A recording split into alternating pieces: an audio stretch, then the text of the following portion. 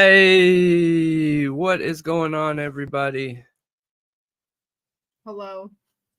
You just got like a giant full mouth of food. She's like, oh no, 30 seconds? You should have seen it. It was pretty amazing. How is everyone doing tonight? Why is this not like switching? Okay, there we go. Now switch.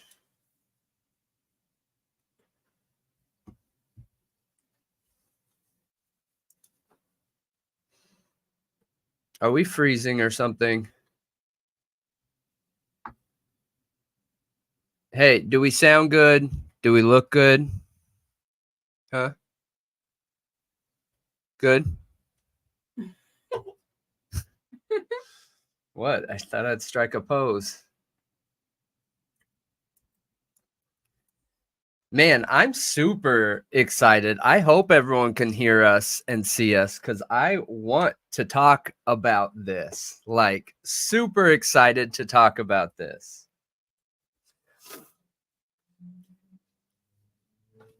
What? I'm pulling up my socks, getting ready to go.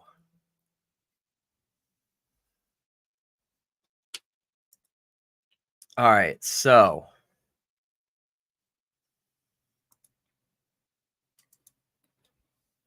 let's pull this right up here.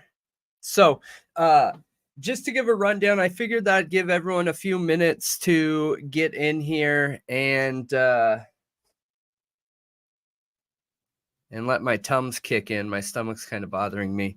Before I gave the rundown on the video that we're going to be covering, because it's pretty uncommon for us to post a video similar to like what we did here. Hang on here.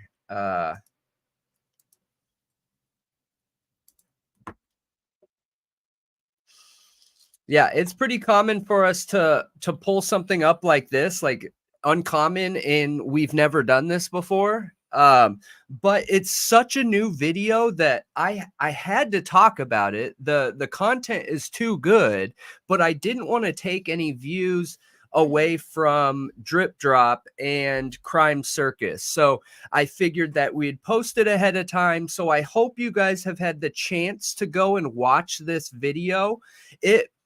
I don't know about you guys, but like I feel like the universe came together because It did. we literally just released this video yesterday. And hey, Lisa. Hey, Kathleen, Jane, Ann, Gotti, Miss Kelly, Brian, KC, Deb. We literally just released this video yesterday, the Idaho 4 Northwest Slasher, right? And one of the things that we talked about in here is... Put it on theater. I will. Is all the correlating threes. Threes everywhere. Threes from top to bottom. The 13th, the 13th, the 13th, around 3 a.m.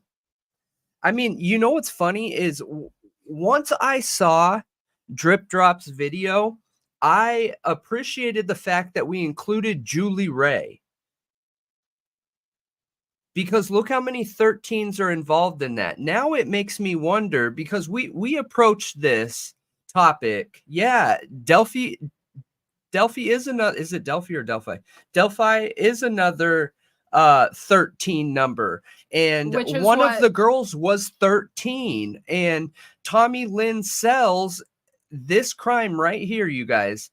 This child was 13 years old. Tommy Lynn Sells entered the home to end this 13-year-old and left. Didn't even attempt to end the mother. Why? Yeah, so that's what Drip Drop's video, Crime Circus's video, was about. Was Delphi, kind of. No, it was Idaho 4. And it was Idaho 4, but he made connections to Delphi through this Odinist cult. Like maybe the Idaho 4 murders involve Odinism too. Yeah, basically Yes, Whoa. absolutely. Oh my gosh, my heart just jumped out of my chest. I don't know if you guys heard that, but police sirens just like whoop whooped right outside the house, so loud. Yeah. It was so loud. But yeah, it made all these connections to 13. And what's interesting is the approach we took. I love Drip Drop too. Literally love Drip Drop. And I put in our post here, you guys, here, I'll pull it up on another tab.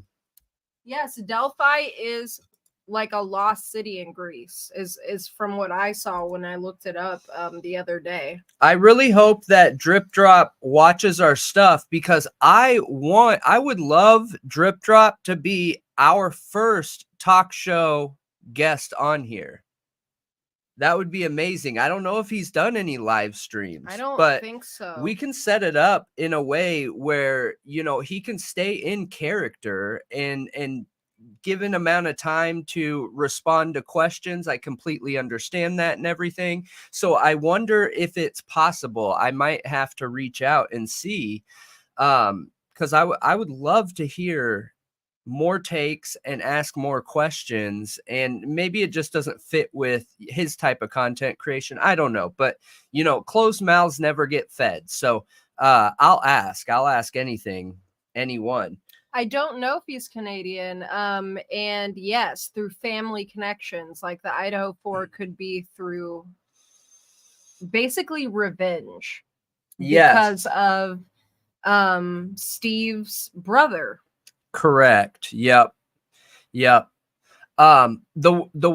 couple questions I have though, well, I guess I never fully explained what I meant about the difference in takes here. So Drip Drop went about it by looking at the background reasoning, like who's behind these decisions and crimes, right? And he did a really good job doing that in this video, The Cult of Odin. Literally a phenomenal job, amazing job. And he answered a lot of questions for potentially these crimes here, you know. And what's interesting though, and I think what we're going to see a lot of people lean on is Drip Drop. Now I think I went back and started watching through all of his Idaho 4 content like a couple months ago, and he brought up numerology a long time ago, like months ago. He brought up numerology, and my first thought was, I don't know about that. Like, I see it, I do 100%. I see it, but I don't know if there's enough evidence to be bought into a numerology aspect. But the more I dig into these, the more it feels like there are just spider webs coming off of this crime. You know what I mean? You know what it feels like to me? The What? Idaho 4 case now feels like. Huh. And the collective crimes, it feels like Dark from Netflix. This interwoven web throughout time, where this little event, like kind of like the butterfly effect, this little thing caused this little thing, which led to this catastrophic thing.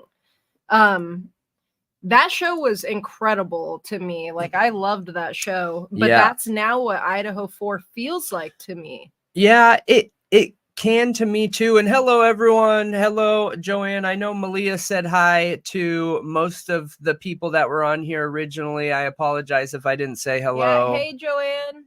I got caught up in my ideas. All right, it's my ADHD obsessions. Oh no, Joanne! I hope you're getting rest and drinking lots of water and electrolytes. That really sucks. And don't tell me that, because I was just complaining like 10 minutes ago. I was like, oh, my stomach, something's wrong. Yeah, he made me bring him medicine. But I'm glad that you're hanging out with us, and I'm super stoked that everybody else is here. And I really hope that if Drip Drop ends up watching this, I hope he feels like we do it justice, because I feel like his video was really good, whether some of the and you know what's interesting with Drip Drop too is he calls himself out beforehand, and I appreciate that. Where if he feels like a connection of his is going to be a stretch, a lot of times he prefaces it and says like, look, I already know you're going to think this is a stretch, but I'm going to tell you anyways. And I appreciate being able to see both sides of the coin. I feel like that makes my perception of somebody, especially in the true crime realm, go a lot further. You know what I mean? Mhm. Than people who just walk around like with half their face covered, you know? I'm sorry to hear that, Joanne. I hope they're all doing okay. And hey, Venera, that really sucks.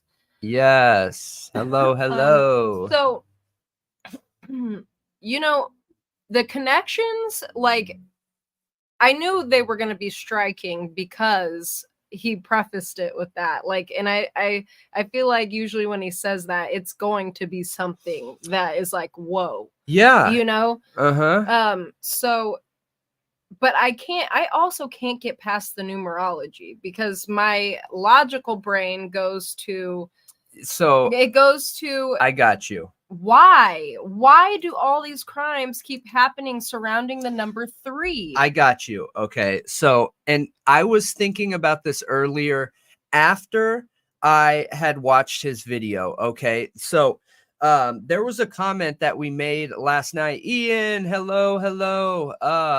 But so the comment that was made last night was numerology. When you're thinking about it and looking at it, it is so easily a tin hat topic. Okay. A total full-blown conspiracy type topic. But where it becomes logical is if it's important to the suspect, then it's no longer a conspiracy topic. It's not like people are out here trying to stretch to make connections. I mean, not even digging into Drip Drop's video, just looking at this here, okay? And include Julie Ray in this one, which we didn't. I brought it up just because one of our viewers brought it up, but you have 13th of October, 1997, the 13th of June, 2020, the 13th of August, 2021, the 13th of November, 2022, in between 3 and 4 a.m., Sandra Ladd believed to be 3 a.m., Travis and Jamie Lynn Jewton confirmed 3 a.m. Idaho 4 right around 3 a.m.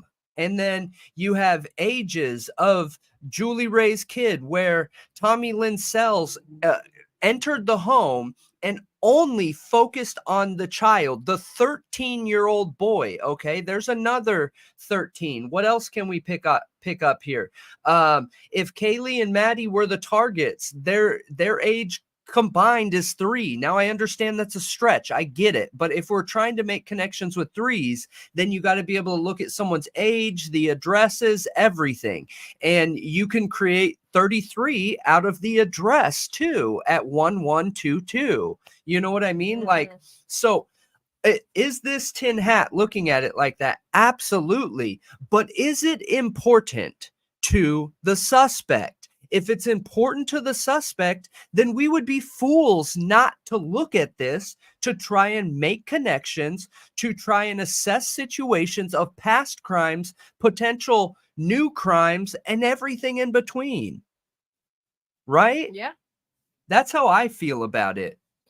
And I can understand, which I think it was Scott who said it was a bit, it's a bit far-fetched. I feel similarly, but he did make some good points that made me question some things. Who was it? Scott? Mm-hmm. See, and I'm glad there are people on here questioning it, because I do feel like the numerology aspect, you guys, is a topic and theory that needs to be heavily questioned, because it leaves too much opportunity for error. We live in a world that's filled with numbers, and we're only going to see those numbers when we're looking for those numbers, okay? So we got to be able to be conscious about that while looking for these things in a logical point of view.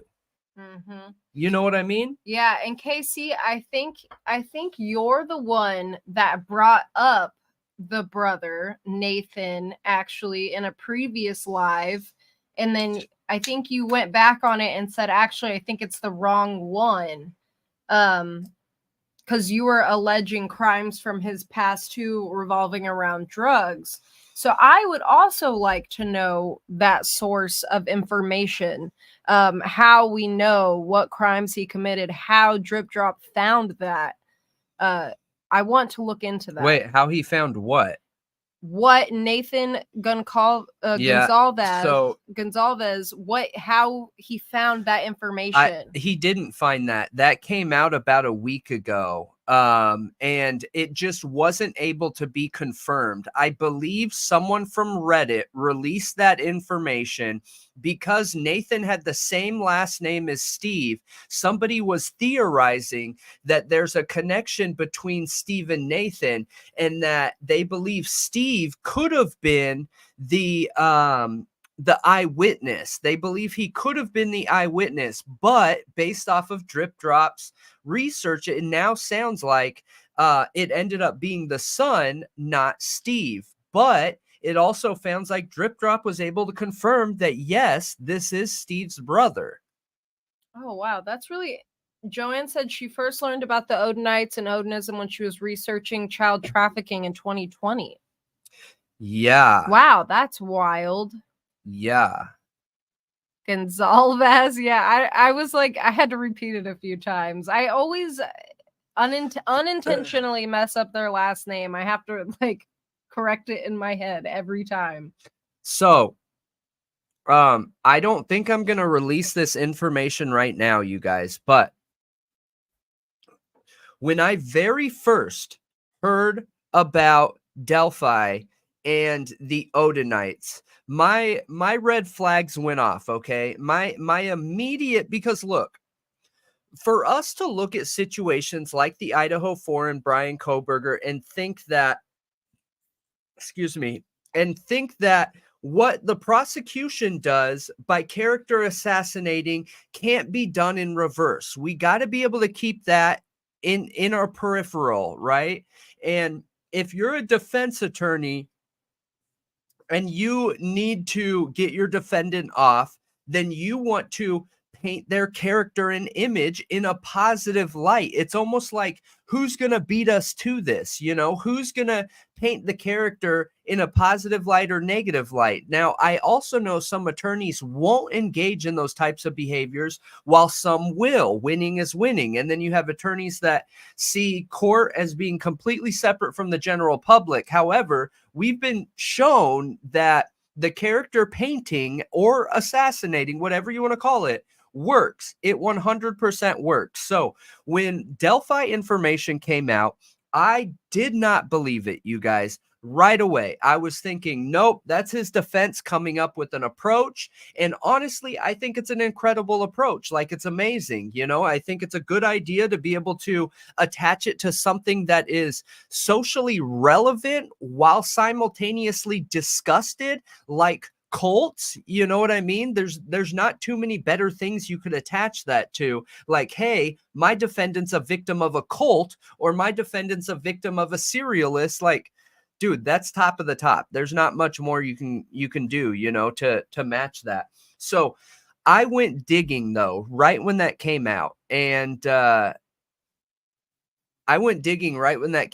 find out, because my first thought was, okay, well, if this is true, then we should be able to easily prove that there are Odinites in the area, in that general area. And I went about it thinking I wasn't going to be able to find anything. And I found a lot, you guys. Like, I found a whole lot, and pretty easy. I mean, I found some stuff that I just happened upon. I tripped over my shoelaces and all of a sudden it was in my face.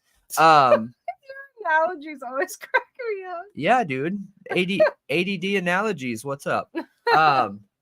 So I tripped over my shoes and all of a sudden, bam, like there was a huge connection, which is a really big deal for people that are in that lifestyle and part of, you know, Odinitism, whatever you want to call that.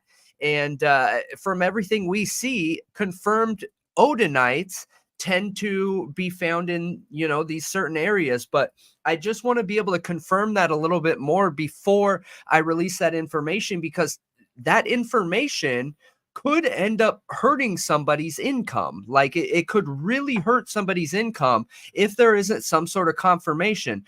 But it's going to get dropped no matter what. There's no way around it. If I found it, then somebody else can find it, and somebody else will find it. But I was blown away at how easy it was to find Odinites in that area. Blown away. So, have any of you done any research into the Odinites, that it was made in the 1400s by Christian takeover, who ended up so there was one family in a general area that they were Odinites, and you know, when Christians were taking over Europe and the world and whatever, they burned her at the stake and made her two sons watch her be burned, and made them proclaim Christianity in the town square and circle. And according to this story, now remember, in cult-like groups, they want a BA story like that. You know what I mean? Yeah. Is there any truth to it? Who knows? There's no way to verify it. But I think it was like 1461 or something like that. And so these two boys had to watch their mother burn, and they immediately hated the Christian religion. So they created a backroom Odinism group that grew from there. Now, Odinites, from everything that I can see, are supposedly protecting a chosen bloodline that is 100% confirmed by them, that this bloodline is pre-Christ. Odinites? Yes. What? Yes. So is that why it's inherently like considered a racist? I mean, besides they probably are racist. I don't know. It could be, but one of the interesting things, so you guys will, so we recently created a video on this, which is going to be premiering on Wednesday, and then we'll be able to talk after it, and it's surrounded around the Delphi stuff. But I make a comment in that video, and I say, this is before I did any of this research. I said, no way. I grew up in the punk rock scene, and there were tons of racist punkers, like skinhead punks and everything, that were always around, and they are against white on white crime. Normally they will come out to try and help other white people that don't even want their help just because they're white, you know? So I did not believe that a white nationalist group would go and harm white children. But after doing research into Odinism, and you had mentioned that you thought that the angle could be that one of their boyfriends had something to do with dating or a family member being with somebody of the other race, that would 100% make an Odinite commit that crime. Wild, right?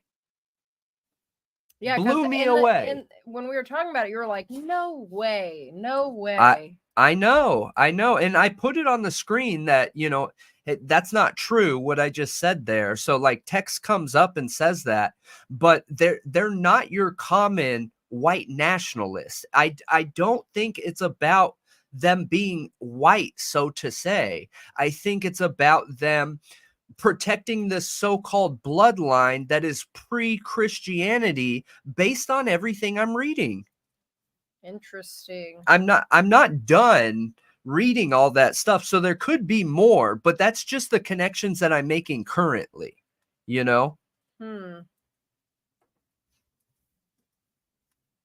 So I think I just found some stuff on the brother. I'm sitting here digging as you're talking. Yeah. And we're gonna pull it up here in a second. Sorry if I missed stuff, you guys. I just had to get all that information out because I feel like that gives a good angle for us to lean on in this conversation.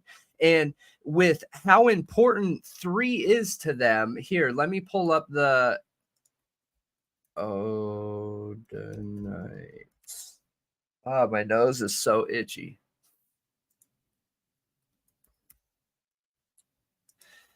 I haven't found a confirmation yet on why 3 is so important yet, but I've been looking. Hang on, 3, Odinite 3. Where is that marker, man? That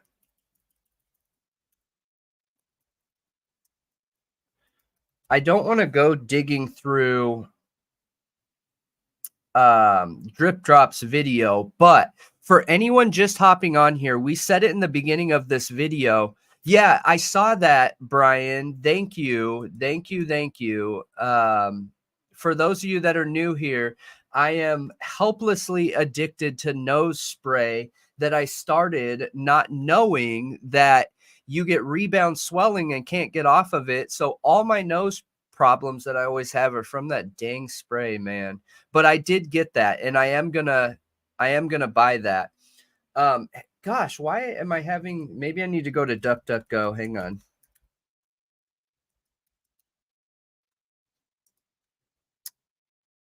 Oh, you guys, do any of you know Steven or Steve? Oh, there we I'm go. assuming his name is Steven. There we go. Is Kaylee's father? Is his full name Sir Stephen Anthony Gonzalez? Sir, like sire? Is that his full name? I don't know. Because I'm pretty sure I just found a document involving the whole family. Senior. Oh, senior. It's Sir. Senior. Okay. Yep. Which I'm assuming his brother would be younger in that situation then. I'm not really sure. No. But I haven't found the correlation yet to 3, you guys, but I can only assume that it has to do with this. 3 there are a ton of belief systems out there that know 3's the perfect number. You know, there's the obsession around triangles and the obsession around the symbolism around 3 and 3 being the only perfect number. Oh, that's super strange, is the 3rd child. But I assume that's what 3 has to do with. It has to be some kind of holy number that I just haven't figured out yet. I haven't put it together yet. And I'm just blown away because I came about this so skeptical. I was Asker, right? When you first told me about it right away, my first response was, no way, not possible. You don't even need to tell me the rest of it. It's not true. It's full of it. There's no way that that's true. I didn't even want to hear it. Hey, Cynthia. Yeah, I know. That was kind of a funny mess up, huh? That I thought it said sir instead of senior. Okay, so I found court documents. Okay. From 2015 that, and I can't see them. I have to pay to see them. But That's they okay. involve a senior Stephen Anthony Gonzalez, Nathan Daniels Gonzalez, Cheryl Christine Gonzalez, and can you stop? Sorry. And they start on October 13th, 2015. Okay. And it begins with an order of protection. Yeah, I mean, it's over. Then confidential information form, temp order for protection, sheriff's office receipt, protection order hearing, case resolution dismissal without trial. Yeah. And then there's like some receipts and return of service, whatever that means. I'm going to show one single part of Drip Drop's video because it's not his content. It's the interview of Gonsalves. 3 is just considered like nature's perfect number. It is like the golden number of everything. And yeah, yes, it's also the Trinity, since also in the Masonic Lodge, 33. Yes, and they have 33. The highest degree is the 33rd degree of Freemasons. That's the highest order. That's the everything. Okay, I want you to watch this. That's when they're guys. considered the most enlightened. What? Are we playing a small clip? Not even of his stuff.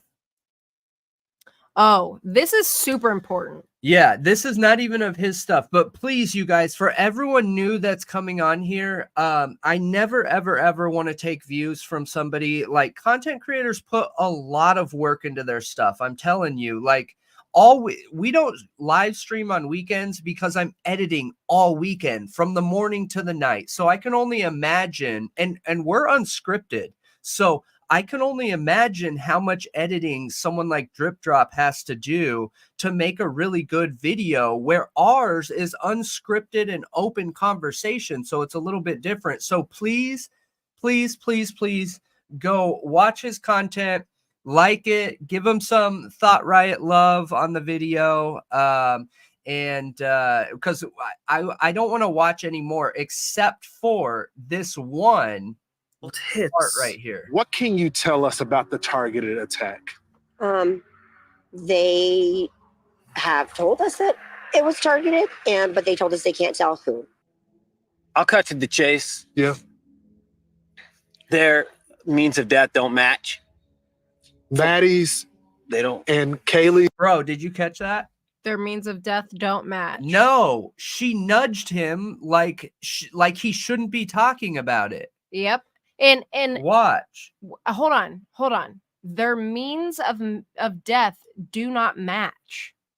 Yeah. So Wait, what? yeah, one thing I want to put out, and a lot of our viewers have left comments about this. So it's really hard to put a lot of faith in what Steve Gonsalves says, and I mean this in the best way possible. I am not trying to be offensive. I am not trying to be a jerk. I'm not trying to be anything towards him. He went through one of the worst situations that anybody, especially a father, literally can't think of a worse situation, right? He's a father. Fathers inherently feel like they need to protect their kids, especially their daughters. Yeah. He wasn't in the area and his daughter was taken from him, and he didn't even have the chance to protect her. And now he feels like he's being motivated to protect her after this crime is already done. Like, I can't imagine what it's like to be him.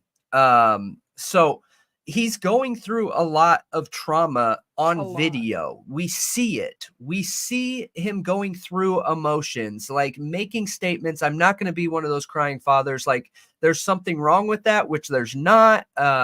So like that, it just makes me put less worth in his words because there's so much emotion driving them, and emotion isn't logical. Okay, so what are you getting at? That I don't think we should look at the things he says as being concrete. I don't think he has all this information. I mean, he hired a PI and he is the father of the victim. So when he says on the death certificates that their means of death don't match, I believe him. Now, with everything else, maybe I'll take some other things with a grain of salt. But this, I believe it. Yeah. With specifically their means of death. Now, that could mean one person died of a stab wound. Literally, the knife being plunged into them killed them. The other person could have died from bleeding out from stab wounds, which would mean the means of death don't match. Yes, it could be but that's not what he means here, though. That's not what he means here. This is him angry.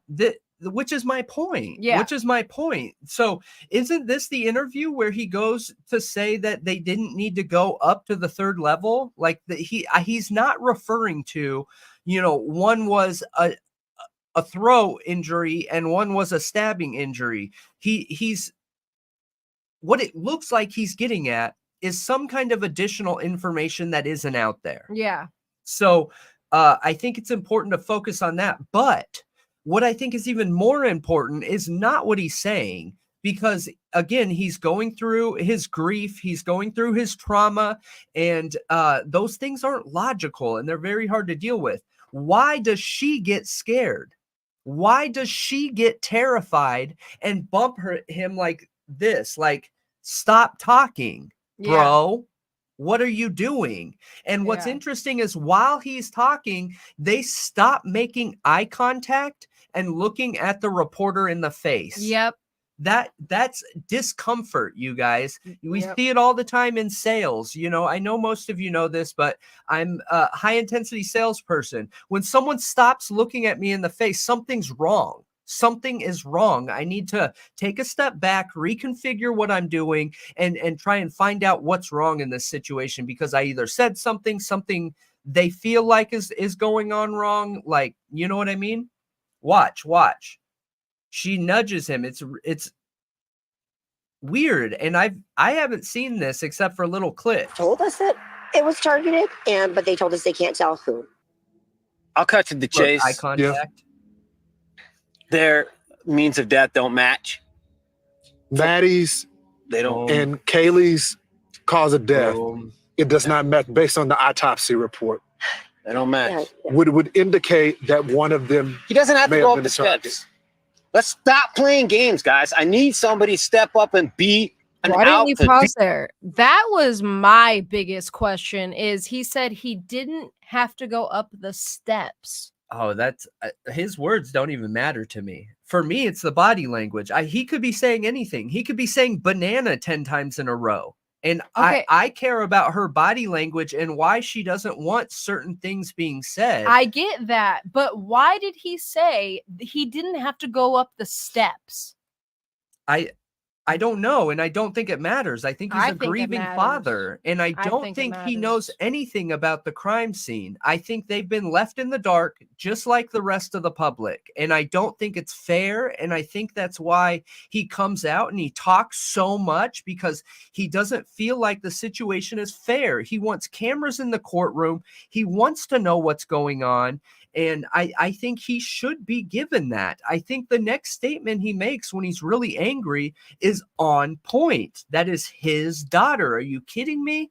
Like, dude, it's not fair. Yeah, Cynthia, I agree with you. Both are important. The body language and what he's saying, I think, are both important as well.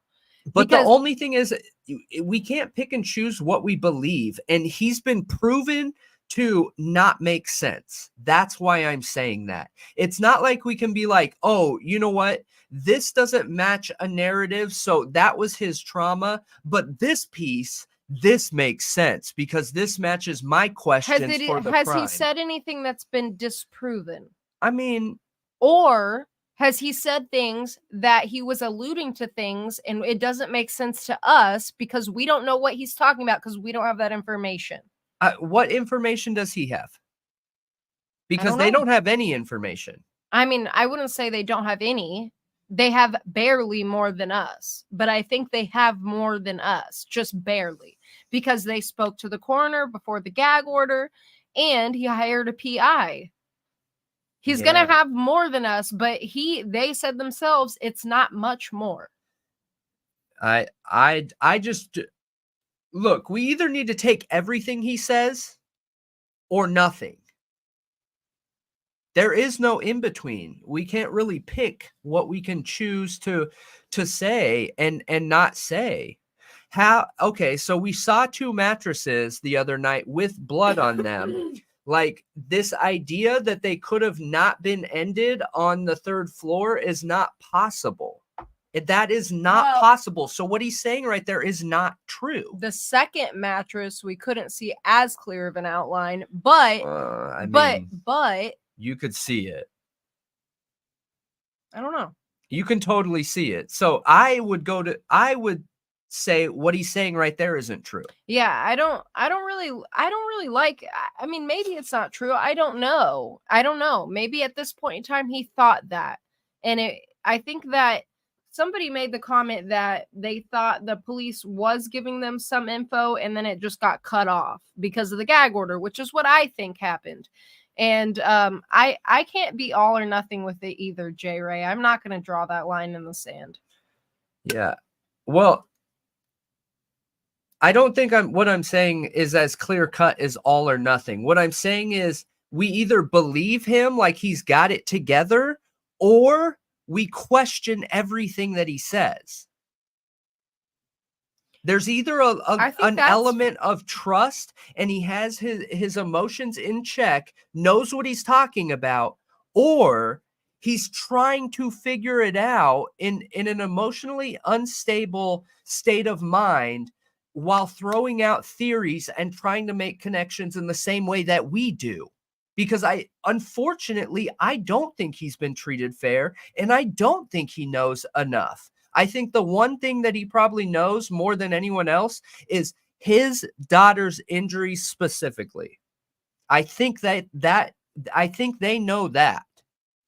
Because again, the funeral, death certificate, you know what I mean? Like certain details will be posted on that. But that's just my opinion.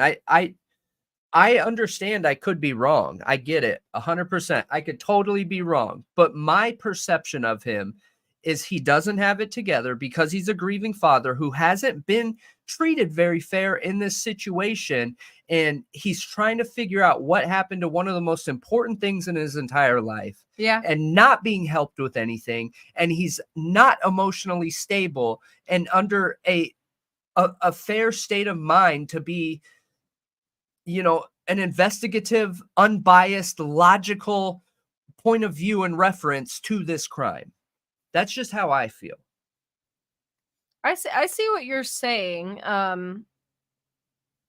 I wouldn't just 100% believe what they're saying because I know they're a grieving family, and it seems like Christy wants to go along with the police's narrative, and I don't really honestly know 100% where Steve stands because I don't think he 100% knows where he stands, to be honest. Does she, or is she scared? I don't know. Because that's why I keep saying the body language, the body language, the body language, the body language. Something he is talking about there, she has pre-existing knowledge of, Yeah. and she is giving body language to basically say, shut up, dude. Yeah. Shut your mouth. Let's play it through once. What can you tell us about the targeted attack? They have told us that it was targeted, but they told us they can't. Just look at her body language and facial expressions right here. That's important because Okay. that gives you a baseline. And Okay. then the second he starts talking, watch the difference in like the muscles around her eyes and mouth and jawline and what she does with her head. You guys watch. What hits? What can you tell us about the targeted attack? They have told us that it was targeted, but they told us they can't tell who. I'll cut to the chase. Yeah. Their means of death don't match. Boom. Maddie's They don't. and Kaylee's cause of death, She just nudged it does not her. match based on the autopsy report. They don't match. Yeah. Would indicate that one of them He doesn't have may to go have up been the the target. steps. Let's stop playing games, guys. And just to be clear, like when she responds that verbal whatever she says, dude, she's not thinking about what he's saying. She's thinking about something else. She's thinking about a consequence. I don't think she's directly responding to that, right? would indicate that one of them He doesn't have may to go have up been the the target. steps. Let's stop playing games, guys. I need somebody to step up and be an outfit. Be somebody to be a leader. Exactly. Don't make me do it. Right here. I don't want to do it. He doesn't have to go up the steps. Their points of damage don't match. I'm just gonna say it. It wasn't leaked to me. I earned that. I paid for that funeral. I paid for that. It's my right. You ain't taking that from me. Calm down. If you don't want to say nothing, that's your bet. But don't say I'm leaking anything. I paid that bill. Sent my daughter to college to get an education. She came back in the box, and I can speak on that. The police were very confident. Yeah, dude. I'm telling you, there's something there. Yeah. There is something there. I might not be a body language expert, but my income depends on body language reading. So I at least know enough to see she is very uncomfortable in what she's doing. Mike. Oh no. I usually don't take YouTubers and clown makeup seriously.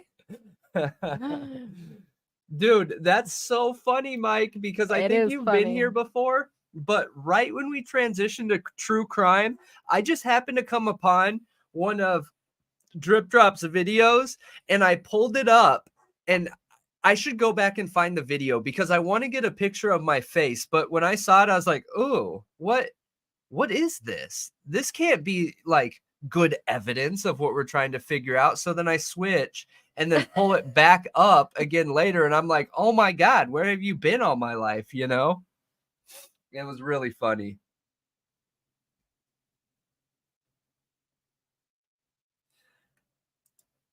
So okay. Make sure you guys go and check out this video. Okay. Make sure you check out this video. I don't want to show any of it because I think this video deserves your views. I do too, but I want you to put up that one clip of the picture of the house. Okay. Just not, you don't have to play a clip, just the picture. Okay. Because we talked the about zoom it. in. Yep, Yeah. I gotcha. So remember, guys, we talked about this when the Ladders and Tunnels video came out by Crime Circus. Yep. And he goes back to one of the very first pictures of the house after the crime. And man, that picture is pretty sketchy. Yeah. It's pretty sketchy. But my immediate thought, there's no snow here, okay? There's no snow. Mm-hmm. That's snow. That's ice up there. That's ice? It has to be. Oh, can you go to the zoom out? Go to the zoom out so we can see a clearer picture. Because there was there snow anywhere? Oh, there is snow back there. Yeah. Okay, so it looks like there's some leftover snow. Yeah. So go zoom back in. What happened to the edges of where, like, say that is blood. Let's go with the assumption, okay, that it's blood. Where did the rest of it go? Here's my Why only is it issue only with that. up against that side and then like kind of smeared and then there's none dripping off? Because it wouldn't, for one. It's too cold, and blood in the cold almost immediately stops moving. Like it will even pool up with it'll bubble almost and not move. I don't even know how to explain it, but I've been in accidents in super cold, like zero freezing. Oh my gosh. Are you not sharing this tab, Brendan? Oh, sorry. Sorry. Okay. Go to the zoom in. So we see snow in the backyard right there. Okay. And now the zoom in. Yep. Right. Sorry. I'm awful. Yep. So there that is. Here's my question though. Okay. So on the zoom out, I do not see roofing shingles right here, you guys. So my one question, and I'm not doubting Drip Drop or his evidence or anything like that, but we got to be able to look at things unbiased. So I don't see shingles right here. Can they see my mouse? Yeah, they can. Okay. So I don't see shingles. Some underlayment of roofs, because roofs are anywhere from 5 to 10 layers. Okay. There is your base layer. There's sometimes a plastic layer. Then there's an overlay of, or an underlay of, tar, a tar paper. And then you lay multiple layers of shingles on top of that. Is this, because look at this spot. That kind of gives me a red hue a little bit right here. 2, could this roof be a deteriorating part of the roof that's showing some of that underneath? Wait, because the hue of this, all of this is a little bit different from the shingle color. Zoom in. Go to the zoom in again.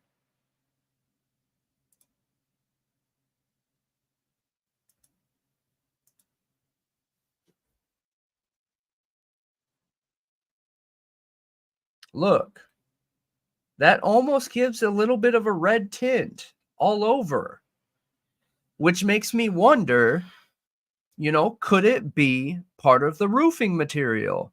Could it be an underlay? Could it be it used to have a red roof and they recently changed the roofing tiles, they added to it. Sometimes you can lay a roof right on top of the old one as long as it's only been one layer, and they didn't do it here, so there's a difference in color which makes it stand out from the rest of it. Like, could that be a possibility too? We just got to be able to look at things objectively and think of ways that it cannot be true. Okay, do you see this dark spot right here? What the Yeah. heck is that? I mean, that could be putty tar, the tar paper. Like, it could be a lot of things. Yeah, there is Like what J Ray was saying, the flashing is technically supposed to be against any pieces of the roof that is showing, and it's supposed to be layered.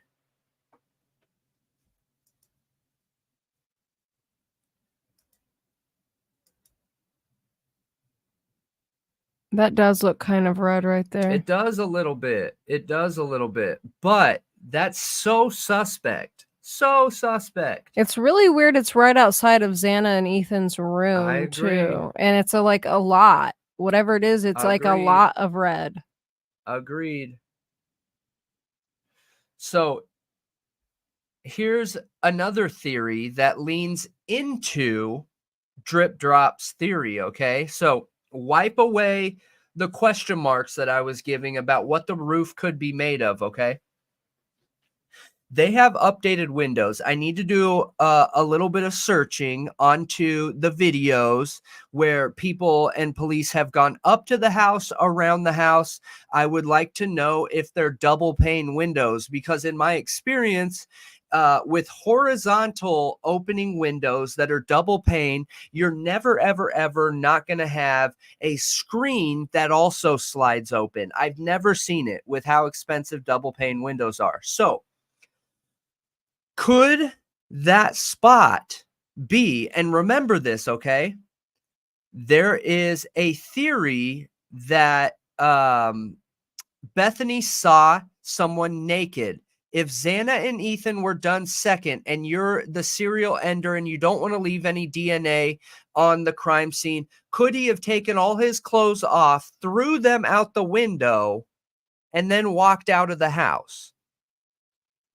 And some of that staining could be bloody clothes in the snow, where you're not going to have a body coming out of there, but Wait, they threw their bloody clothes out the window? Yeah, could that be a theory? We want to know how there's no evidence of somebody leaving in this situation. Okay, like leaving a DNA trail, leaving a blood trail, because it was one of the most bloody crimes we've ever seen in our entire lives. It's impossible to be the suspect and not get blood on you. Impossible. Impossible. So after the second set, did the suspect take off their clothes, open that window, throw it out here, put on other clothes like Ethan's clothes? People have speculated about that. That's why Bethany saw someone naked potentially walking. Like, are these potential theories possible? So, does that window have a full screen? You're not going to be able to tell. There's nothing that shows it because they keep it. They full shut. slide sideways. Yeah, that's what I said. So, okay. So I already knew they slid sideways. I just don't know if the screens are sliding screens or not. If this is using older windows that are metal, then there's a good possibility that it doesn't have a sliding screen. If these are double pane windows or plastic framed windows, then it more than likely does have a sliding screen, which would be super easy to slide that screen open, slide that window open, pull off your clothes in an already bloody mess, and throw it out the window. And Ian, yes, she was Kaylee was living with her parents, and just stopped by here to show Maddie her car and hang out, and then she was supposed to leave to go to Texas. I guess you're right. What? That it would be easy to just throw the clothes out the window. What are you highlighting? Just some of our members' comments. Our awesome members. I'm just trying to give other theories out there. Because, I think it's a sliding screen too. That's what I think. I mean, they're all white. So if I had to commit to one, I think that it's a sliding screen too. But I don't want to jump to that conclusion, because in order for this theory to work at all, it would have to be a sliding screen. There is no way this person is going to take off all their clothes, go through popping a screen out, which is not easy to do. It usually can't just be done real quick, pop it out and pop it back in without bending it, without making it obvious that you did that. Throw the clothes out and then pop the screen in. I think it's only possible if it's sliding. I'm sorry, Anne. You've been having so many internet issues. That sucks. So yeah, good point. I agree, and that's why I'm just not sure. I'm just not sure. Scott said he thinks that he wouldn't have done any of that. He just would have went through the back sliding glass and then left through the back because it's too risky to be out front.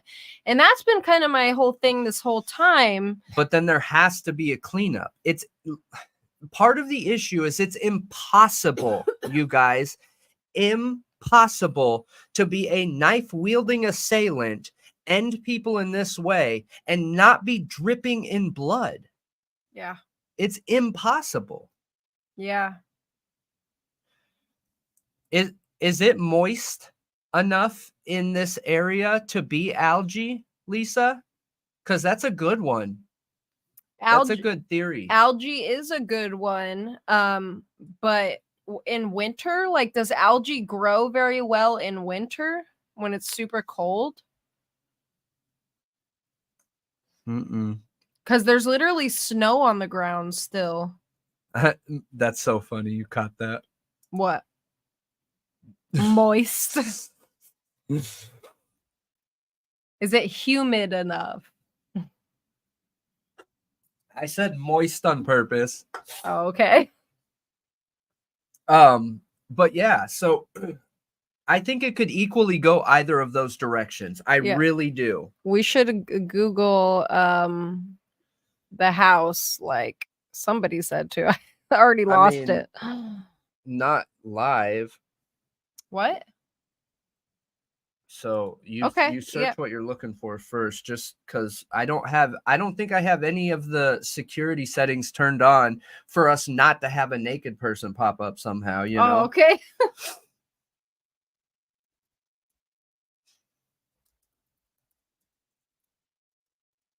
And our lives have been getting so fun lately too. Last thing I want is to get in trouble. Okay, so I searched that the Idaho 4 DEATH house. Is there something specific we're looking for? Or were you looking for the 3D walkthrough? No, we're looking. Whoa.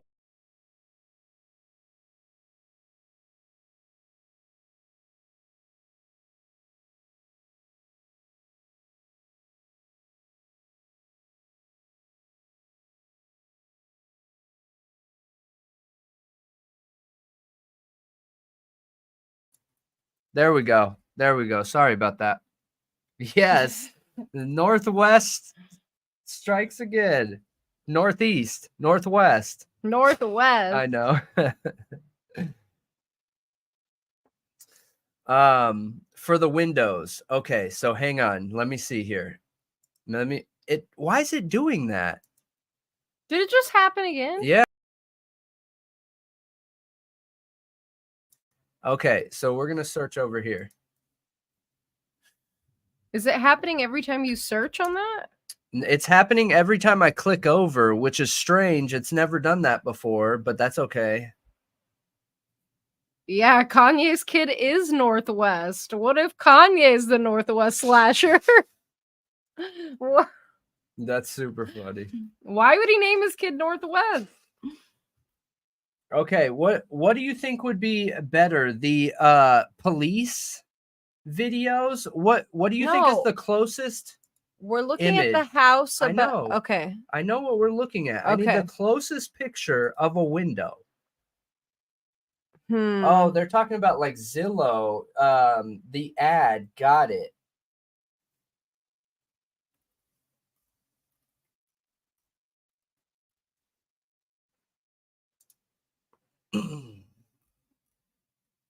That's not the windows on the front. Yeah. Okay. Whoa, that's a strange window too. Why are all the windows in this house different? Okay, there we go. Okay. Is there even a screen on that? Yeah. And I'm pretty sure it is a sliding screen. So you guys see that right there? So this is one window pane. Bam. This looks like a track to me.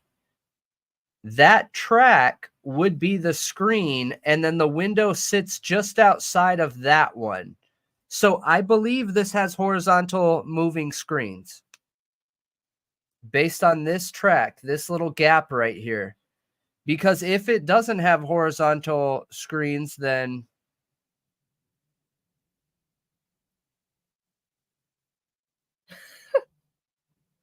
yeah, that's weird. That would be open then, actually. So that's strange.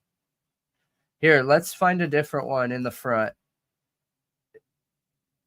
DC said Look. you pull the screen off through the inside.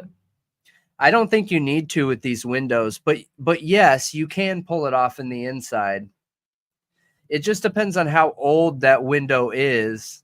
I used to sneak out every night, and mine were that tab that you pull up. And dude, I ruined that screen like once a month. Every time I was drunk, I would ruin that screen. J. Ray said, whoever did it realistically only could have done it if they had time to clean up afterward. They had to have stayed in the house for far longer than 9 minutes. And I think I agree with you at this point. It's got to be one or the other. It's got to be one or the other. Yep. So the only option is cleaning up after yourself or getting rid of that evidence somehow. But that doesn't change the coming from the third floor to the second. Like that, there's no way not to have your whole body covered, dude. Just one time of doing this, you guys, in the core body would pull so much splatter back on you. So much. Cynthia said that she disagrees. She thinks they don't move. What? The screens don't move. To me, they look like they do. But I could be wrong. I could totally be wrong. Brian, you think this guy was an angel? Who? Brian said that you never snuck out. You were an angel. I was the best kid ever. He was the total nerdy boy, got all A's, did all his homework, I had a little was. comb over. Hey, I really did have a comb over for a while, all right? Oh, gosh. Yeah, there was a time where I had a comb over. I think I was in like 3rd grade or something, but I had a comb over. I had bright red cowboy boots, and I wore only one strap on my Oshkosh. And I was like, what's up? I'm cool.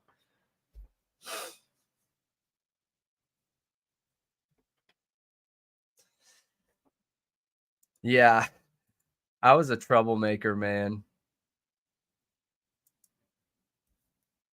I wish I was an angel, you guys. I feel like I could have gone.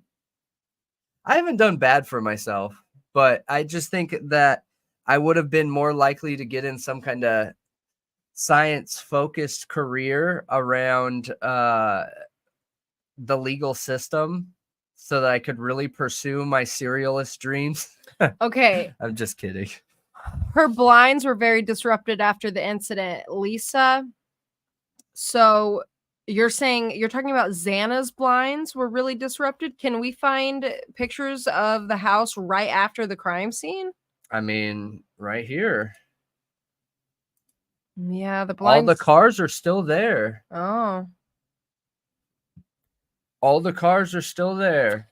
Jeff H., there must be a video somewhere that demonstrates blood spray after stabbing, maybe with a pig or an animal. I've never seen someone stabbed, but I know many don't know they've been stabbed.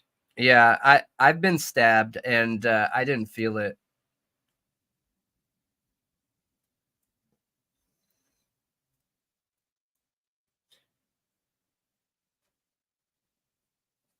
Bro, why are those blinds look like someone is staying in there?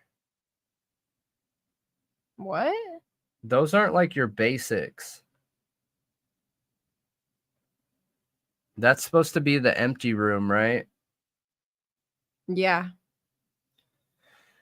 Yeah. Yeah, the coroner did say, Michigan Girl, that the walls were covered in blood. Yeah, you guys, there's going to be blood everywhere. Like blood goes everywhere when you're stabbed. Literally everywhere. And I haven't even been a part of like a fatal stabbing before. I've never seen that before. I can't even imagine what would happen when you nick an artery or cut a one of your internal organs in half. And I'm sorry, that's super graphic, but I can't imagine what that would do. So, when you were stabbed, how much blood was there? Whoa, look at those eyes. That's super creepy. That's super creepy. Can you answer? What? Click on the picture and zoom in. You can't. I tried already. Okay. When you were stabbed, where was it and how much blood was there? On my leg. It depends on which time, but okay, upper body. Have you been stabbed in the upper body? Yeah, but it was only a little baby knife. Like, okay, how much blood was there? Actually none, not a lot, but it was very short. Wait, was it in your stomach? Mm-hmm. Okay. Yep. But we know from like the wounds on the victims. I had more blood when a handlebar went in my stomach. Yeah, it's not even comparable because theirs was upper body and chest. Yeah. And it was intense. It was a lot. Yeah. A baby knife. I know. It was a little baby knife. It was like a little tiny baby one. Like here, I'll show you.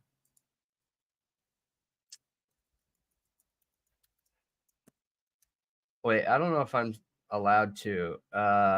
That's really small. That's a real like super it's a for small. real baby knife. Yeah, it wasn't that small.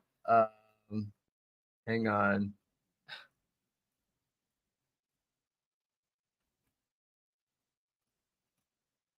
I know, Scott. Blood everywhere except on Brian, though the house through the house, outside the house, or in his car. I know. It's ridiculous. Okay, so it was like this. Yeah, so Cynthia, you got here. It was like this. Right here. Okay, so like a pocket knife. Yeah. Cynthia, I don't know if you got here late last night, but it was last night we talked about the mattresses, right? Yes. So we found a video thanks to What's the Obsession, Kelly. We found a video of the mattresses being pulled out of the house, and from what we see, it confirms that they're like both mattresses seem to have outlines of blood because they had like a white thing over the mattresses. I did share it, didn't I? It's right here. She said, share the tab, ding dong. Yeah, I wanted to search it first because I don't have my settings turned on. So I don't want to search live right now until I turn on the settings for like no bad stuff. I'll do that today though. I will. But it does support a little bit with your theory, Cynthia, because it showed blood on both mattresses. So and we can assume that at least Ethan was on the mattress because the PCA says Xana was on the floor. But they don't define where Ethan was, which I find questionable.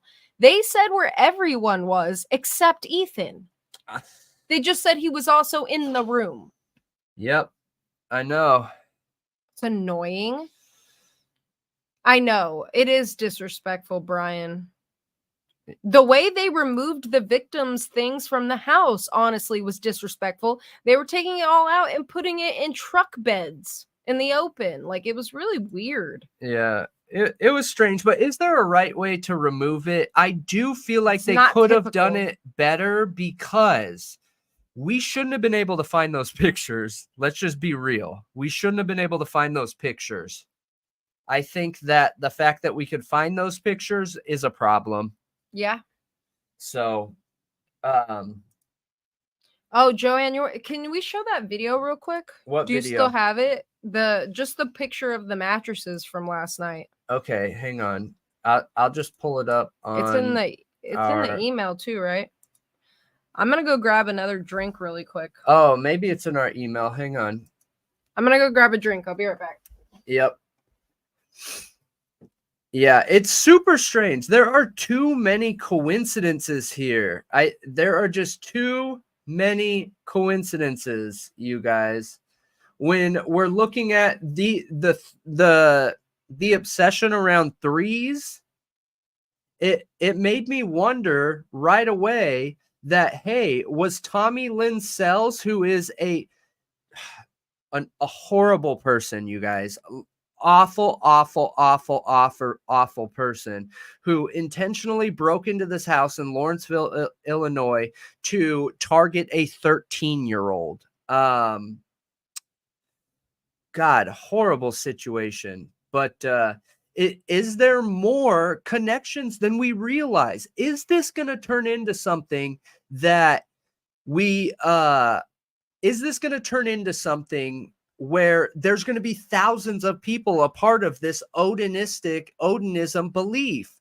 Or is there overlapping belief systems, right? Because you have, I think the Greek world obsesses on threes because of like their obsession around building and triangles, things like that. I think that Odinists obsess on threes, and then also we have like the Illuminati connection with threes, the Masons connection with threes. Is it just most secret societies have some sort of connection with threes, which is making crimes that have a three numerology connection just more prevalent? No way, Mike. Did you?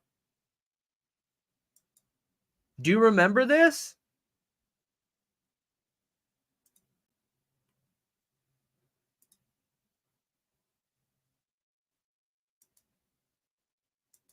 Okay, let me find that video. Hang on. There we go. Oh, you know what? I'm going to pull it up on the email. Hang on. That's not good enough. Just give me 1 sec.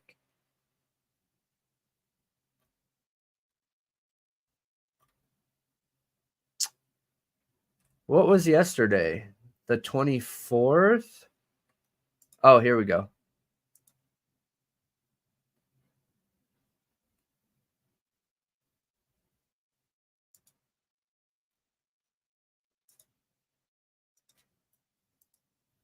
Okay.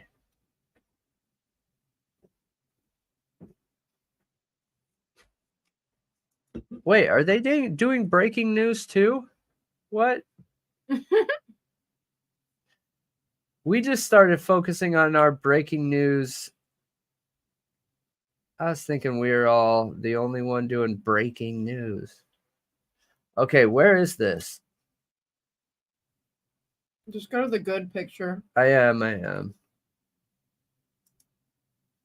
Okay, right there, you guys.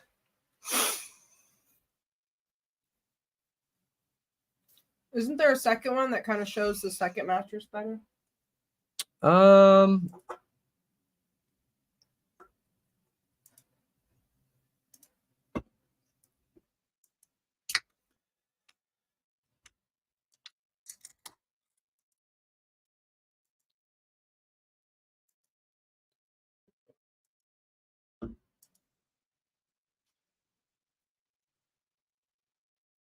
Yeah, man, we shouldn't have been able to find this, in my opinion. I think that sucks if you're one of the family members. Oh, Mike is the one that suggested Julie Ray Harper. And he's saying he knew her. No way. So, Mike, we here, let me go back to it. Were you here for the premiere yesterday where I covered this? Because I did full-blown research into it, and Julie Ray ended up, well, you know the story, I don't need to tell you, but she ended up losing her 13-year-old boy, and she got blamed for it and convicted, dude. Like, I can't think of a worse situation. And this has connections with Threes too. They believe it was around 3 a.m. on the 13th. And the victim was a 13-year-old boy in Lawrenceville, Illinois. But the way the mom ended up getting let off because police were trying to shove the charge down her throat was Tommy Lynn Sells right here, which is a known serial ender, admitted to this crime, was able to give proof via details and details that weren't released to the public. So it was a very, very confident admission of guilt, and they were good with it. They believed it. So, interesting comment that I want to highlight real quick. Okay, hang on. Let's just, so people can see that. Hey, Rumsey. Why don't you use that? Because it's not turned on. Oh my god. Turn it on, and it never connects, I swear. Yes, it does. You just have to click. So, Princess Consuela Banana Hammock. Awesome name. Hello, welcome to the chat. She said, I think that is the underside of the mattresses. Remember, we were theorizing. You were like, what is that little spot right there? It's not connected. Doesn't make sense. It being the underside would make sense then. That little spot that's not connected. I don't know. I think that is an answer to the question. I think, and if it is the underside of the hey, mattress, Rumsey. if I already said hey. Yeah, I don't think it's the underside because of the splattering. You can see the splattering off the side, and it looks like, so right here, let me see it real quick. Right here, there is some kind of contact. So what could this have been? A trigger warning, you guys. Could this have been a head, right? Because when I first saw this, I kind of felt like it looked like someone sitting in hands, but then realized this is too little of stuff. So could they have been laying this way? Yes, absolutely they could have been. And this could have been someone's head. And for whatever reason, was this a hand, an arm, something like that? Like, that's the only way it made sense to me. I don't think that this is the bottom. Obviously it's possible. So don't get offended by me saying that. I'm just trying to unbiased look at any potential possibilities, Yeah. But I don't think it would do that if it was the underside. But it adds to Cynthia's theory a little bit, because this mattress, though it looks decently saturated, it doesn't look so saturated like it was like coming off. I feel like dripping and then could leak. On that side right there. Yeah. Okay. I don't know. To me, it did seem like it soaked up a lot. And okay, Regina, it's you. Got it. Just like Joey has the second account. But Mike said the prosecutor was shady. The prosecutor, I mean, the police kind of felt like it too a little bit, though. Like, did the mom look guilty? Probably. Yeah, dude. Why did she pick up the knife, man? But it was a traumatic situation. There wasn't a lot of thinking going on. The assailant dropped the knife. The mom grabbed it and literally chased him out of there, chased Tommy Lynn Sells out of there. And it made her look guilty. I get it. But is there no way for them to use science to prove that the mom it didn't have enough upper body strength, something like that? His initials are I don't know. They're IDK. No way. That's so funny, Ian. That's great.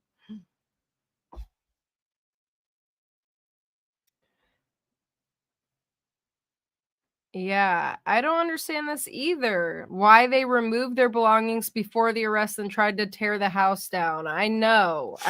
That was a big issue for me.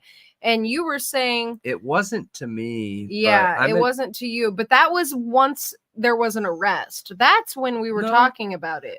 I don't think it would have ever been an issue to me, but one thing to remember, you guys, How is not? what do you have in your brain where you can't create images? Aphantasia. Aphantasia. Oh, wait, it's aphantasia. Aphantasia. Well, I'm on the flip side of that, where I can make full 3D images in my head and move them around at will. So, like, if you show me a picture, that is enough for me. I don't need to be on scene to make a connection with the location. I would be okay with 4,000 pictures. That's the actual number they took of photos, is 4,000 photos in only 113 pieces of physical evidence, which question mark, you know? Hey, Amanda. Oh, dude, you know what we could do? So there's a spot in here where you can put a label, like you can put your brand logo up here.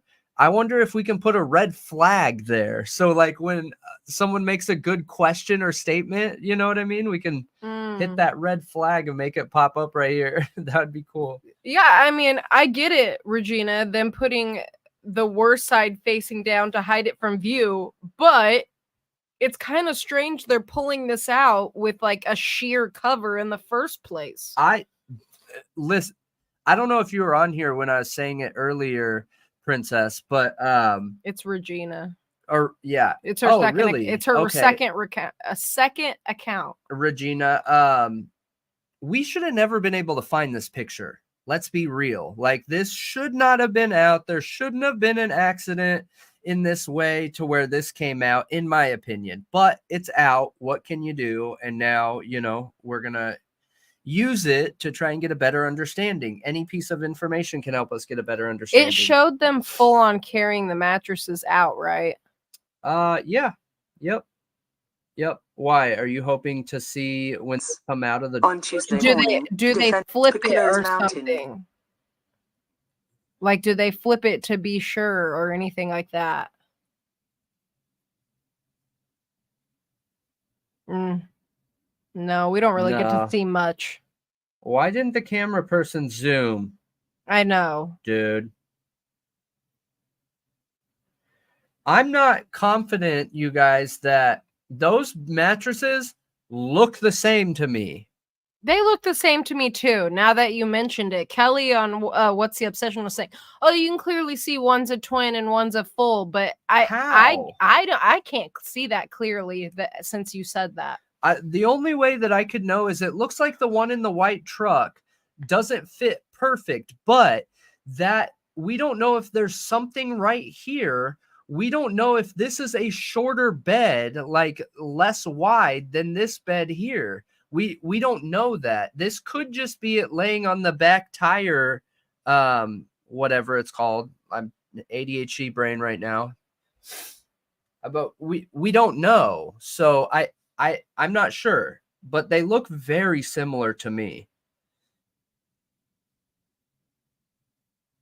The only reason why I don't think it's a box spring, J-Ray, is the way it's bending. Because it's bending. Yeah, I think they're both mattresses. I don't think a box spring would bend like that. But again, I just guesstimating here. Guesstimating. Yeah, they are. It is unprofessional. Yeah. Yep. They would have been better off doing the move like the way they did it, where they had full coverage, you know? Let me see here. Hang on.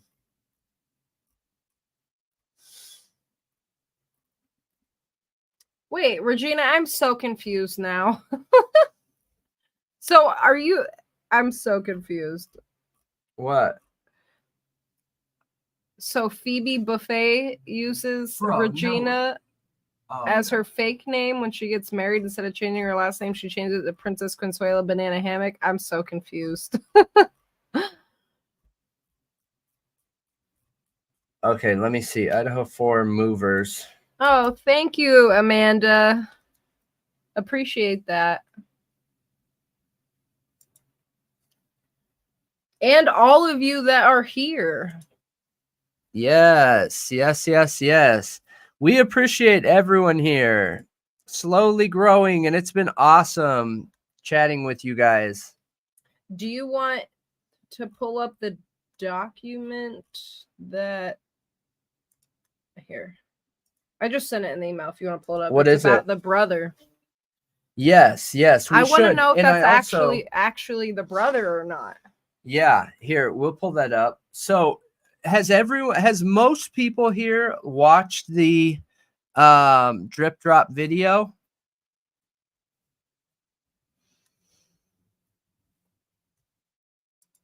You guys definitely should if you haven't. Hey, Adrian from Toronto. Hey. Oh, Okay. wait. So is Princess and Regina two different people? I'm confused. Hey, Shams. Hello, hello, everybody. Yes, we're talking about Steve's brother. Amanda, did you see Crime Circus's new video? I knew you would have. Yes. All right. So Nathan D. Gonsalves appeals his jury trial conviction for delivery of a controlled substance, which, yes, we hold that substantial evidence does not support Gonsalves' conviction. We reverse and vacate his conviction. Oh. On December 12th, 2007, Detective Tracy Wyckoff met with a confidential informant to conduct a controlled purchase of at a Maple Way residence in Skamania County, Washington. Before Detective Wyckoff followed the CI to the residence, he searched the CI's person and clothing to check for drugs or hidden materials. Detective Wyckoff found $94, but no drugs or paraphernalia. Detective Tim Garrity searched the CI's vehicle and he found no drugs or paraphernalia or money. Detective Wyckoff gave the CI $50 to purchase the dope, and Detective Garrity drove to a location where he could monitor cars entering and leaving the residence. So, drip drop. Oh, hey, thank you so much. We appreciate that. Oh, it's just me. Princess Consuela is someone else. Don't you think I'm a troll? Just me. Okay, I'm super confused. That's super funny. Sorry. But we appreciate that. Thank you very much. Oh, you were just saying hi to Princess Consuela. Okay, I got super confused there for a minute. So this is a pretty serious dope offense already. Clearly, we're involving a CI. It's a significant. Well, okay. That depends on your perception, but like there's a big difference between an operation where you're including a CI. The police is giving you money to go set somebody up. There have been multiple steps in motion before it's gotten to this point. Like, cops can't just go walk around the street and be like, oh, I can tell you're the dope man. So, I'm going to arrest you if you don't take my $50 and go buy dope from your dealer. You know, that's just not how it works. There's a whole bunch of approvals that have to happen. They got to get the approval to give the CI money, set this situation up, and then to move on the operation. So, if I had to guess, if they're doing an operation like this, it's not a small amount. Right. It's not a small amount here. Yeah, it can't be.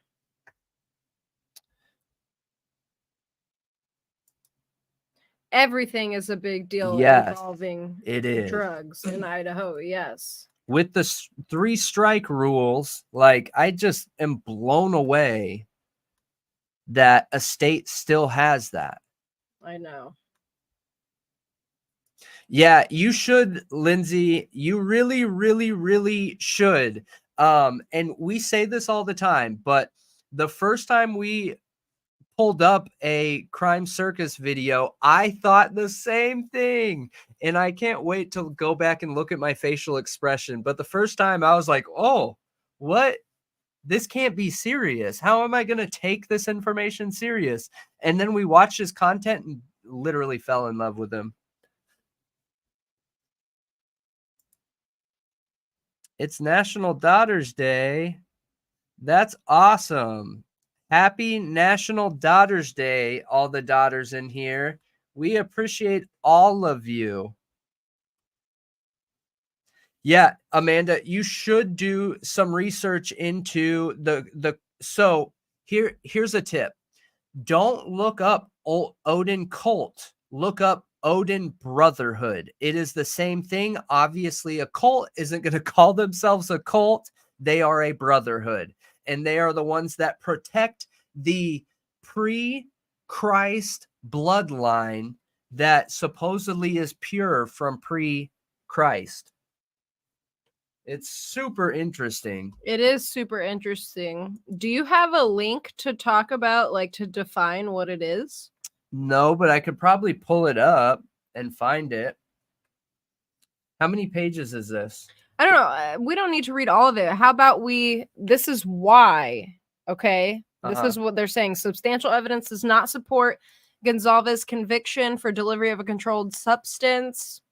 Starts with an M. Yeah. So these are the reasons why. No witness, the detectives or otherwise saw Gonzalez possess or deliver dope, and the trial court prohibited the CI from testifying. No one testified as to where the dope came from that the CI delivered to the deputies. What? So the CI wasn't wired? Are you serious? That sounds shady, kinda. So that it wasn't. They weren't wearing a wire. I don't think so. No one testified as to where the dope came from that the CI delivered to the deputies. No testimony showed that it came from Gonzalez, from someone inside the targeted residence, or even from the trailer park. Okay. No one, including the detectives, actually saw the CI enter the targeted residence. The CI could have gone to another residence or met someone outside the targeted residence. So this CI could have just been trying to get out of charges by setting someone else up, but really it was their own stash. Yeah, Mike, that is a really good call out that you have there. I think the important factor here, though, is there has to be a witness. There has to be a witness. They can't just give some random person that's trying to get out of charges money and that person walk into a random place and pick up dope. They either need to have the sound equipment where they can hear you without a wire, or they need to have some kind of tap, some kind of eyewitness. Otherwise, I think any half decent lawyer could get you out. Yeah, Rumsey wants to know what document this is. This is the State of Washington versus Nathan D. Gonzalez, which we believe is Steve Gonzalez's brother. We think. We're not 100% sure. We're trying to figure it out. Believe it could be. Yeah. So, number 4, even if the CI did enter the residence, there is no evidence that he obtained the dope from someone inside the residence, let alone from Gonzalez. 5, there was no testimony that the dope did not come from the unidentified driver of the Taurus. No one, including the detectives, saw any passage of baggies or money between the CI and Gonzalez. What? That's Oh, wild. yeah, that's a great point. They gave him marked bills. Okay. Okay. Yeah, that would work, right? You have some kind of evidence there.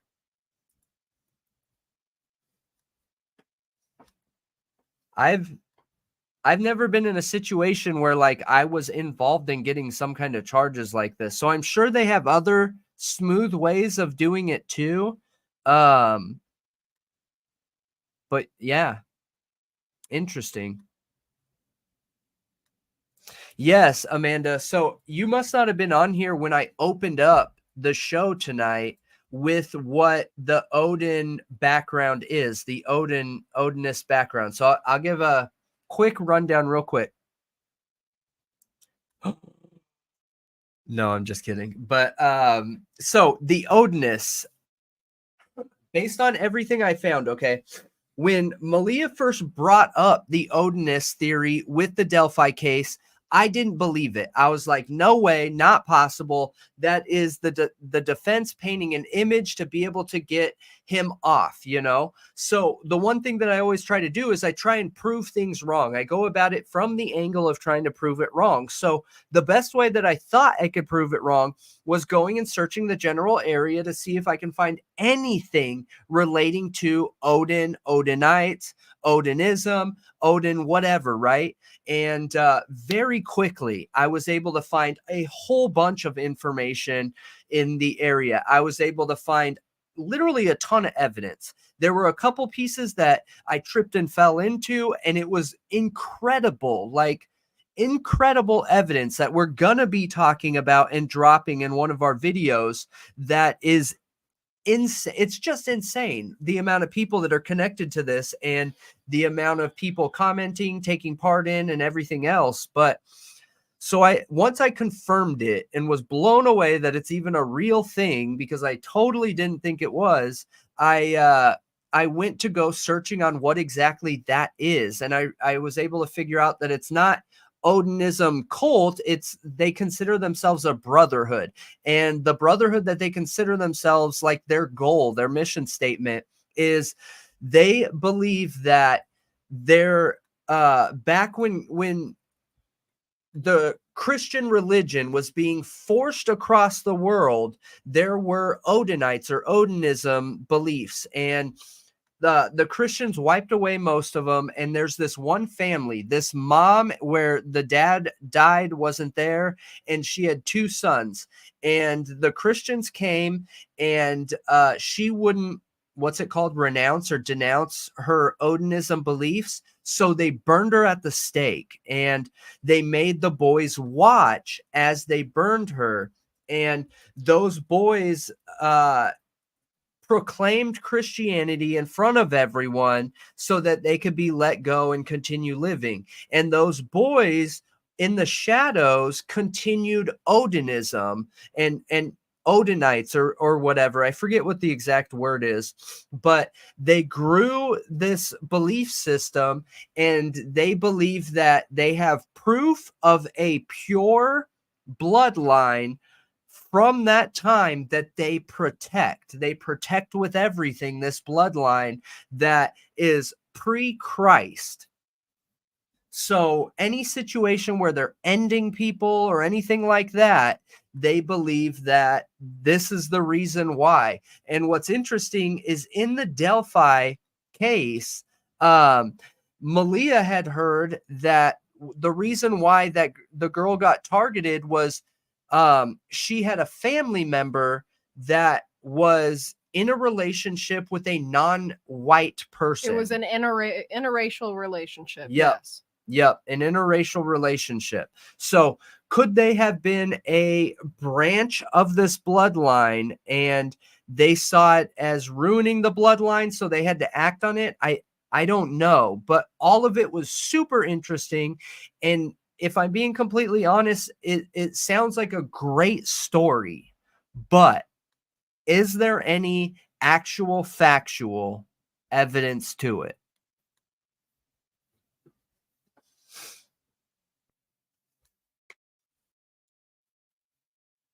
Oh, wow. Hey, I got to highlight that because I never hear this.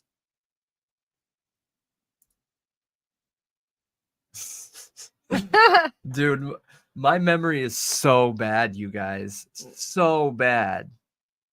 But I appreciate that, Miss Kelly. What did Amanda say? Put it.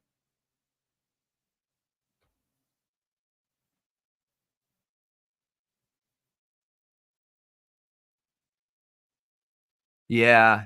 Yeah.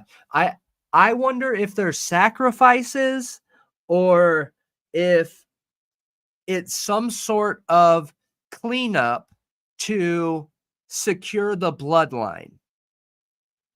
Right? And even though we look at this situation and I don't add any value to it, like why is a bloodline important that came from back then? I don't know. I just assume we're all from that bloodline, you know, so it wouldn't be important to me. But in order to understand where they're coming from, I try and put myself in their mindset. Why is that important? I would love to know. And I'm definitely going to keep digging and reading and trying to figure it out because it's super interesting. But why do you think that's important? It's just heritage? I don't know. I mean, there's a lot of ancient, like, okay, royal families keeping the bloodline clean. Like, they got to the point where they were literally like incestuous to keep their bloodline clean, whatever the heck that means. Like, clearly, bloodlines have been incredibly important to certain families over history. And I mean, those families are usually very rich and very powerful. So I don't know that the reason for that is really out there for us to know. The first account that they can find, Amanda, from what I could find was like 1467. Oh, that sucks. You got charges for herb. I don't feel like anyone should have to serve time for something like that. No. I think alcohol is more dangerous than that, but yeah, and I get that, like a pure royal bloodline, but what kind of importance does that have? So, well, lineage has always been important to everybody for some reason. I guess I'm one of the people who have alien blood. So is there some kind of importance to that? I don't know. I mean, I have negative blood too, but I don't know. I know that my family on my father's side, which was the Colombian side, literally everyone has O negative. Everybody, for some reason. It's really weird. I don't believe that it was done with a machete, Adrian. The reason why I don't believe it was done with a machete, do I think there could be two weapons and the machete is a good terror tactic in one hand? Yeah, I think that could be possible. But even though a machete looks scary, a more efficient ending blade is a K-bar. A K-bar is so much more efficient than a machete is. You know, bigger isn't always better in a knife fight. You know what I mean?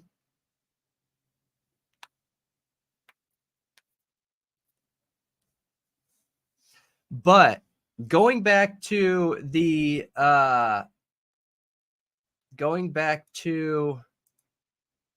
whoa, what did I do with that?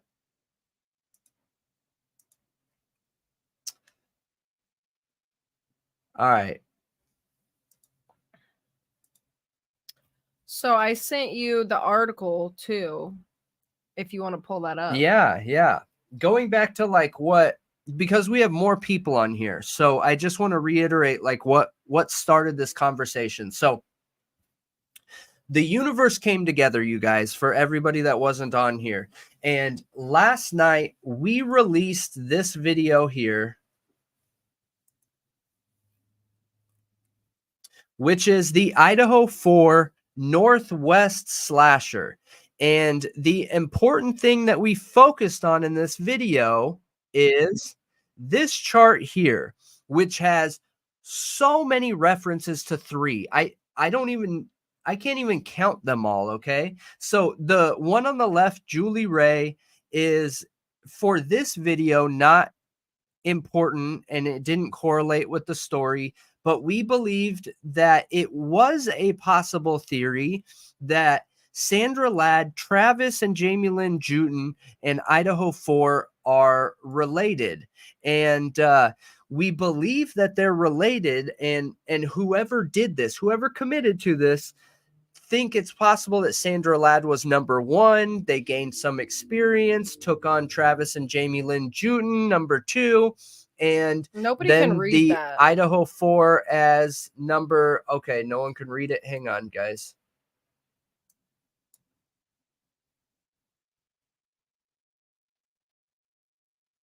Did that work? No, that didn't work. There we go. Now share it. Okay, here we go. So, but going back to what I was saying, what's important in these and why we think they were all connected is we had a heavy focus last night on the threes. Okay, so just ignore Julie Ray for right now. But that is interesting, all the 3s and 13s in Julie Ray's story. But we have Sandra Ladd, that was on June 13th, 2020. Travis and Jamie Lynn Jewton, August 13th, 2021. Idaho 4, November 13th, 2022. All 3 of these believe they were at or right near 3 a.m. There's multiple connections that could be added up to 3 and or 13 in these here. All ended with a long, sharp-edged weapon. Correct. That was never found. Never found. And believed to be possible to be a K-bar, a strong, sharp-edged, large weapon that was never found. All of them had a masked intruder. Well, Sandra Ladd, we don't know because there was nobody left living there. On the other 2, there were 2 people left living. What another important thing is, none of them had forced entry. So we believe that there was some sort of stalking element going on there. No DNA. And no DNA. So no DNA. Somebody knew what they were doing and these already. are all in the northwest Yep. of the United States. And then, you know, it's funny because And then last this night happened. Yeah, last night after we got off the live, you guys, This somebody commented on our Northwest Slasher video, and all they said was Manon High Bridge, February 13th. Yep. And I was like, Brendan, no freaking way. Yeah. That crime was on the 13th too, and all this is coming out. And then literally today, I get up and I see Drip Drop's video. And I was like, dude, what is happening right the now? universe came together. And then I texted him and I was like, watch this video. I was like, no way. That's crazy. We literally were just talking about this last night and how weird that was about the Delphi case and the 3s and the 13s that we were finding in these cases that we were looking at last night. Yes.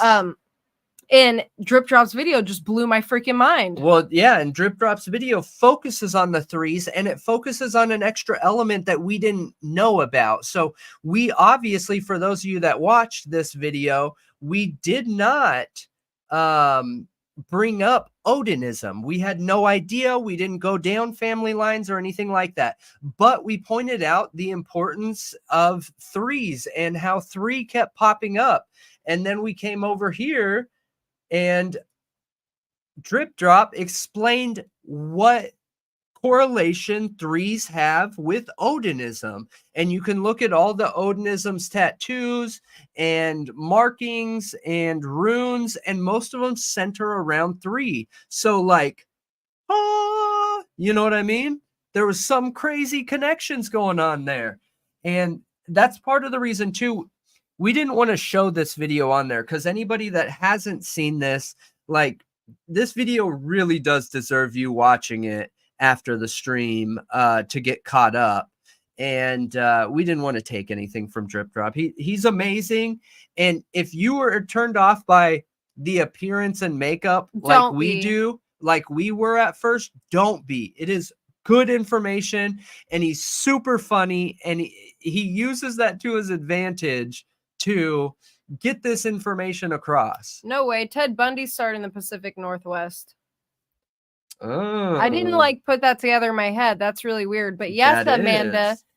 it wouldn't be called the occult if it was easily found. And numerology is incredibly important in the occult. What was the other one? So Cynthia, you said the thing that gets me about the sheath is somehow the one that you would get online is not the same as the original. So are you saying the one found at the crime scene was the one you could easily get online? Or it was an original. Which one was it? Because I don't know which one it was. If it was a cheap one from online, like what I think you're saying. This Oh is- my gosh, there's a giant ant right here. Kill it. What is going on? Oh my It's running. god. Why did you do that? What? I didn't want it on me, so I put it on you. I'm gonna flick you so hard. I wish I could flick hard. You know what's really weird is I've always been super drawn to the number 3 and numbers that are dividable by 3. And I've always had the number 6 in everything. Phone numbers, locker number, like anything you can think of. I've always had the number 6 or 3 in it. Help me. I'm the smiley face killer.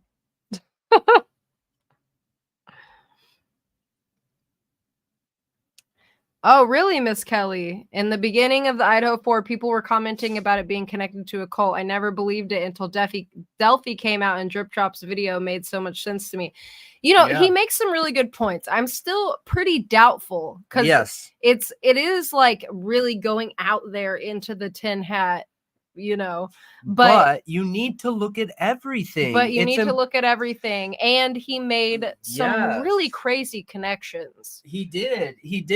And it is so important to willingly look at everything. And that's one thing we like to focus on here at Thought Riot is accepting every theory, every idea, every possibility, because 9 times out of 10, what ends up being real is landed somewhere in the middle. It usually lands somewhere in the middle. I could see some of these cases being coincidence, but being driven by one person who sees some kind of importance in 3. You know what I mean? Like there is a middle ground. There usually always is. But I do think that all the information he pulled out opened my eyes. It was incredible. Even if some of it is very tin hat, you know? But we love tin hat here. I asked Bela, is it Bela or Bella? Is it Bella? You mean to put Bella. From Bedtime Stories, I asked if the Delphi date of crime held any significance. Did she answer you, Rumsey?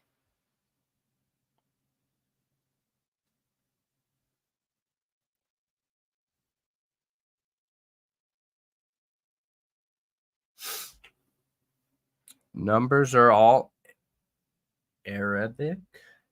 Where do you see that? Ian?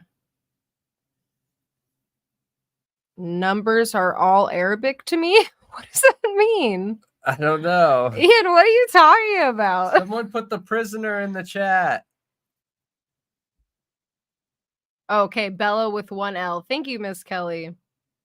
Yes. But I think one of the good things to go back to here in this situation is you have people that don't want to look at these things objectively. And here, okay. You wanted an example earlier of Steve not making sense. The comment about drugs and all drugs being Hollywood theory. Trust me, I have pondered that all day in my head today. That doesn't make sense. Okay. His Not video, true. if what Drip Drop is saying is true, Steve's own brother's involved in drugs. We just read the document about him with the CI and getting arrested for dealing, you know, I don't know. What's another name for it? Yep, just dope. Yeah, just dope, whatever.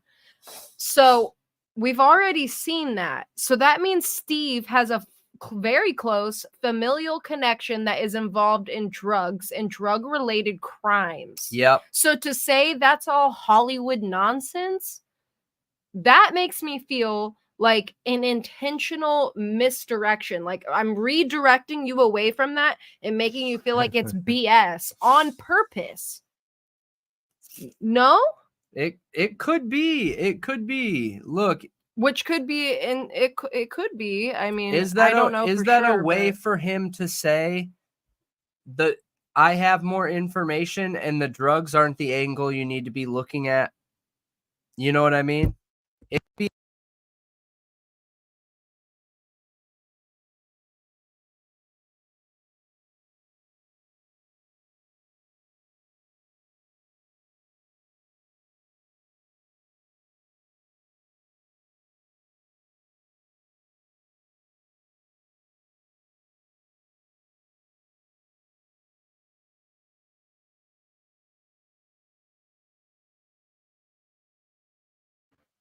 now it's working. okay. Okay. Gosh, she got mad and didn't want you guys to hear like all the horrible things she was saying, so she unplugged the mic.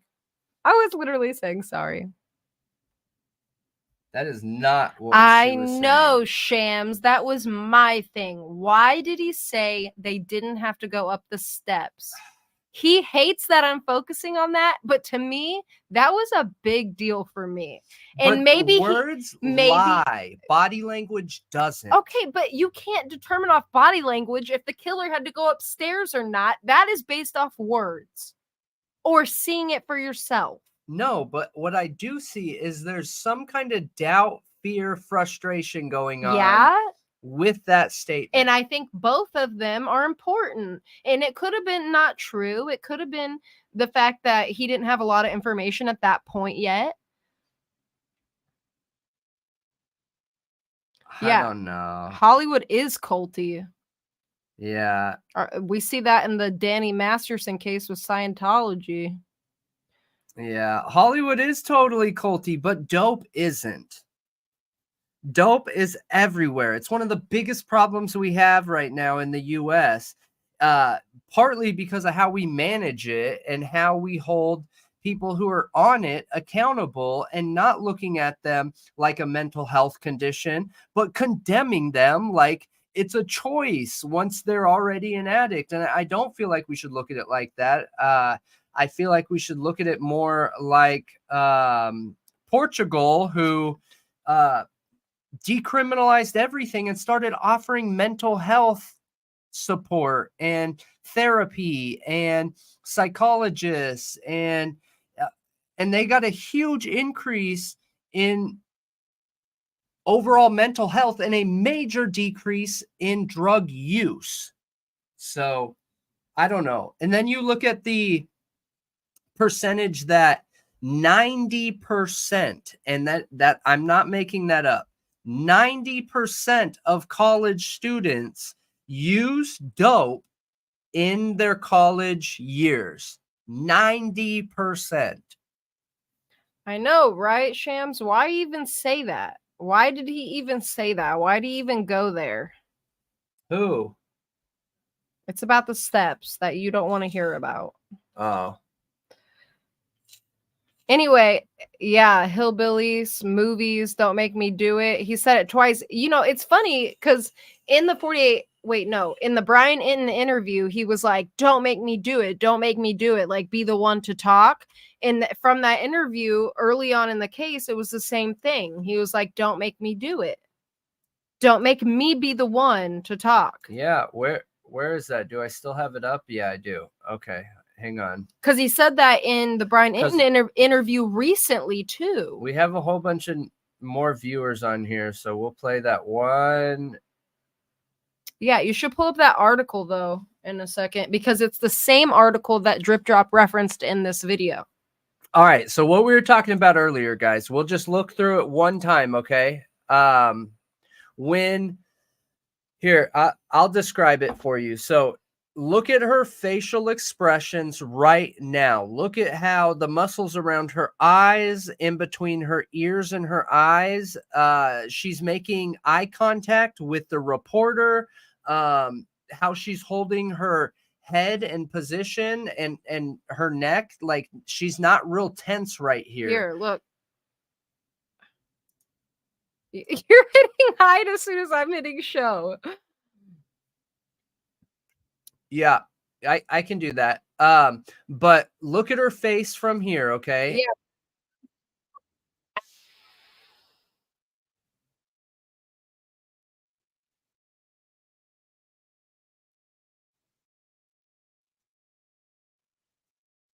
Oh. I meant to do that, okay? Okay, For look. drug or cult hits. What can you tell us about Watch her face and the muscles around it, her body language, all right? targeted attack? They have told us that it was targeted, Making eye but they told us they contact. can't tell who. I'll cut to the chase.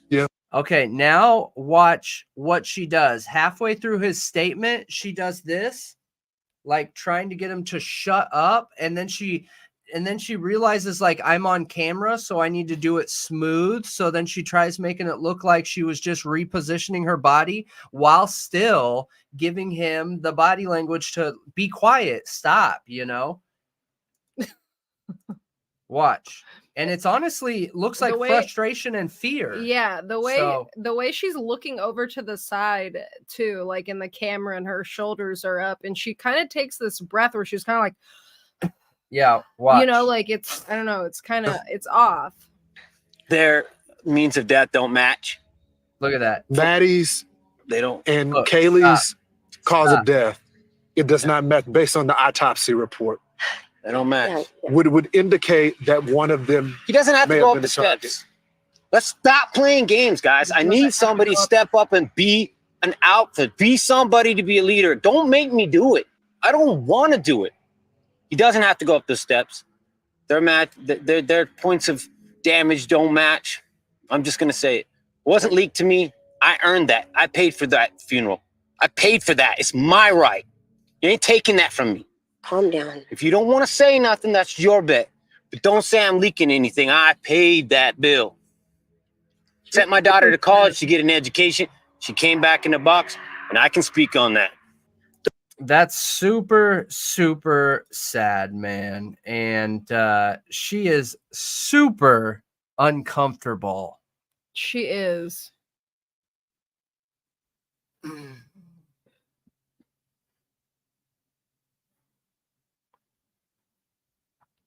Yeah, it is interesting. Here, I need to pull up the that house. Ethan's mom went to CrimeCon to That's basically something I wanted to talk to- about too. to make money. Is So what it seems I like. don't agree. Don't agree. But don't agree with what? I don't agree that she went there to make money. I do not agree. I think that Steve just recently has came out and dropped more information than has ever been dropped before. And you need to remember, okay, her two other kids are still in that school, in that area. Why would you come out and speak out about things you think, things you know, things that could potentially put them into danger? You wouldn't. You wouldn't. But when you have another parent that's coming out and having their daughter being focused in the limelight because they're willing to talk, it might reach a point where they're like, oh, I have to say something. So she had a booth where she was selling stuff, and she came Yeah. out with like a book or something. Mhm. So, I mean, they were there to like talk to people and make money. Does that mean it's a bad thing? I didn't get to finish my statement. So though they were there and they raised funds, I don't necessarily know if I think that's a bad thing. I don't know. I don't know how I feel about it. Yeah, I don't know.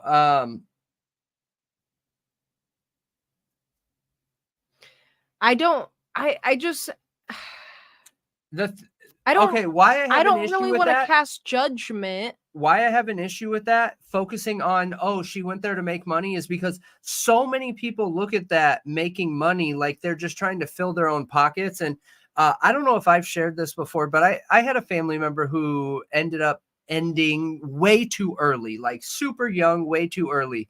And their parents went out of their way in situations like this to create an organization to focus on and center around this. And it was done in very similar ways where you could go to CrimeCon in a similar fashion and have your child remembered while building something that could help prevent this from happening to others. Like, I don't know Yeah. that when it gets brought up, like, let's be real here. Every human on the earth is making money. Right. Depends on what. This is a good So why comment. is that a focus? This is a good comment, Ian. Depends on what Ethan's family's going to do with the money, in my opinion. They're just handling their loss very differently, and I think they're trying to do something and feel productive with that loss. I think that's a really good comment. I think that's very likely what it is something like that. Because they've started foundations in Ethan's name. They've literally done that. Like what you're saying. Now, are the foundations with the focus of preventing something like this happening in the future? Ethan's smile isn't. That's just buying tulips. Now the other thing I would have to look into more. I don't want to speak on it unless I know what I'm talking about. But if they are taking that money and they're putting it into a foundation that can actually do good in the world, then there's nothing wrong with it. But if it's for some other purpose, like for personal gain, then clearly that's a problem. But I don't want to like start making those jumps saying that's what they're doing. You know what I mean? This isn't floor one. Yeah, right, Mike. If you're going to raise money for a charity, you have to raise the money somehow. And CrimeCon would be a very good place to do it. I get it, but when people are bringing up the fact that they went there to make money, it is not being brought up in a positive light. No, it's not. It's not. So when it gets brought up, it's automatically negative because of how people are talking about it. That's my only issue. Yeah. Gosh, why is this not showing me floor number 1 right now? Not all of them, Cynthia. You're right. There are a lot of charities and foundations out there that are not honest. But when it comes from like a victim's family, I tend to believe that they're more honest than others. Yeah, with a victim's family, I will give them 100% full trust, commitment in what they're doing until I'm proved otherwise. Like, dude, they're in an awful situation. Horrible. Here you go, Rumsey. Yeah. So, Ian, it's all about the memory of Ethan, which, yeah, that's important to them. And I understand that. And that's perfectly okay. I just meant like they have another thing that they're doing where they're like selling some kind of glasses or something like that. I don't know what that money goes to. And that's what I meant. I didn't want to talk on that because I don't even know what that is. Like they have Ethan's smile, which is the tulips, and it goes towards his memory. Then they have their book, and then they have something else that they were selling at CrimeCon. I don't know what it is, and I don't know what it goes towards, but I know it's supposed to go for towards something. Yeah. But I don't know. I don't know. I don't see there being an issue with any of it just because, like, dude, they're in a situation that not a lot of people are, and they got to deal with it somehow. Yeah. So if putting all their efforts into these making money things that they're doing that are making money or whatever, where they're partnering with companies and whatnot, and that's their way of keeping their son alive. And that way is different than Steve Gonsalves, who chooses to go on every interview he possibly can. Is one better than the other? Or are they just different?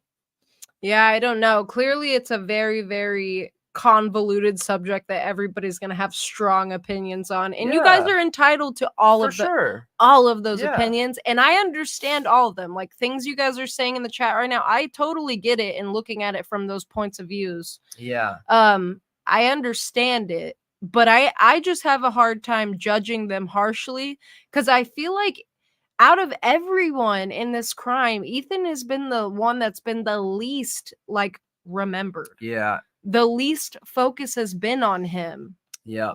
And, you know, his family clearly, like, they haven't wanted to be in the spotlight, like, at all. They won't even go to the court hearings, which I'm wondering why on that. Yeah. Are they like a more conservative type family, I and don't they think feel like so.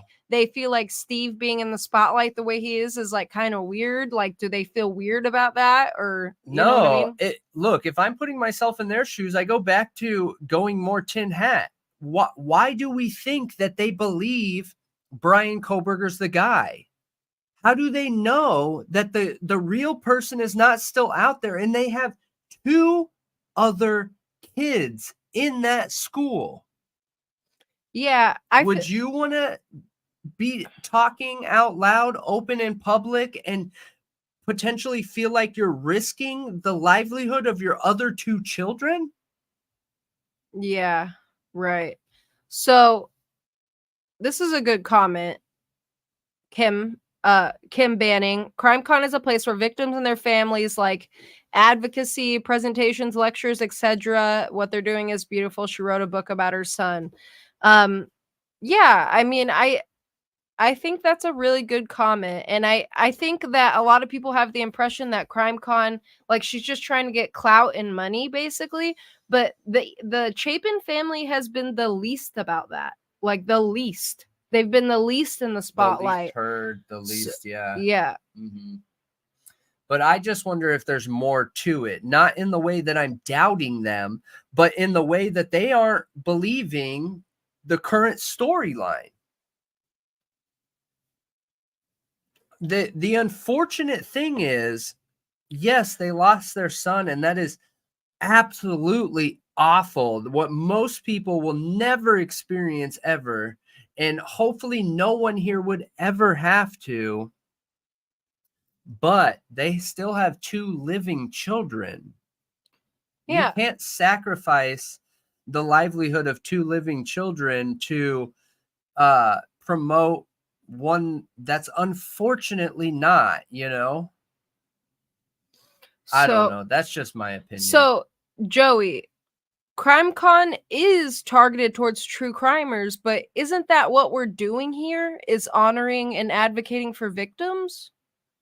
Like, that's kind of the point of all of this, is that we want to help. So, I mean, that's what I would hope CrimeCon is about, is advocating for the victims and trying to help, you know? Yeah. But you guys, we can totally agree to disagree on some of this. I mean, on anything. I think it's okay for everyone to have different opinions. I really do. Yeah, Shams, I get what you're saying. I get what you're saying. And it was Cynthia too. Like, I get it. Yeah, I understand where people are coming from too. I get it. I just personally believe that getting over a loss of a child is not going to make sense. So I feel bad judging whatever their path is, whatever their lived experience is, when they're more than likely just going through that trauma and recovery of trying to move on in life. Yeah, I don't know if it's actually pimping out her family, though. I don't know that, because she hasn't been all in the media except for CrimeCon. So, Amanda, You said, I just thought about a weird coincidence. Delphi and witchcraft. So one of the first victims who died was Abigail Williams. Get this, one of the first, if not the first person to accuse. What do you mean? What are we getting at? Neighbors? The neighbors of witchcraft girls named Abigail Williams during the Salem witch trials. Oh my gosh, Amanda. Yeah. That is super weird.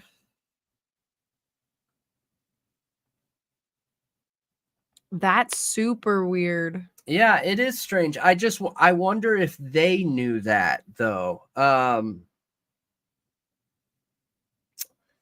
The people that I found that were in the Odin Brotherhood, I don't know. They didn't look like they would be into the witchcrafty type, but who knows? Who knows? I'm not sure. Yeah, Miss Kelly, I don't. What did Rumsey say? Where? Something about the room. So is bedroom 1A? No, 1A is Bethany Funk.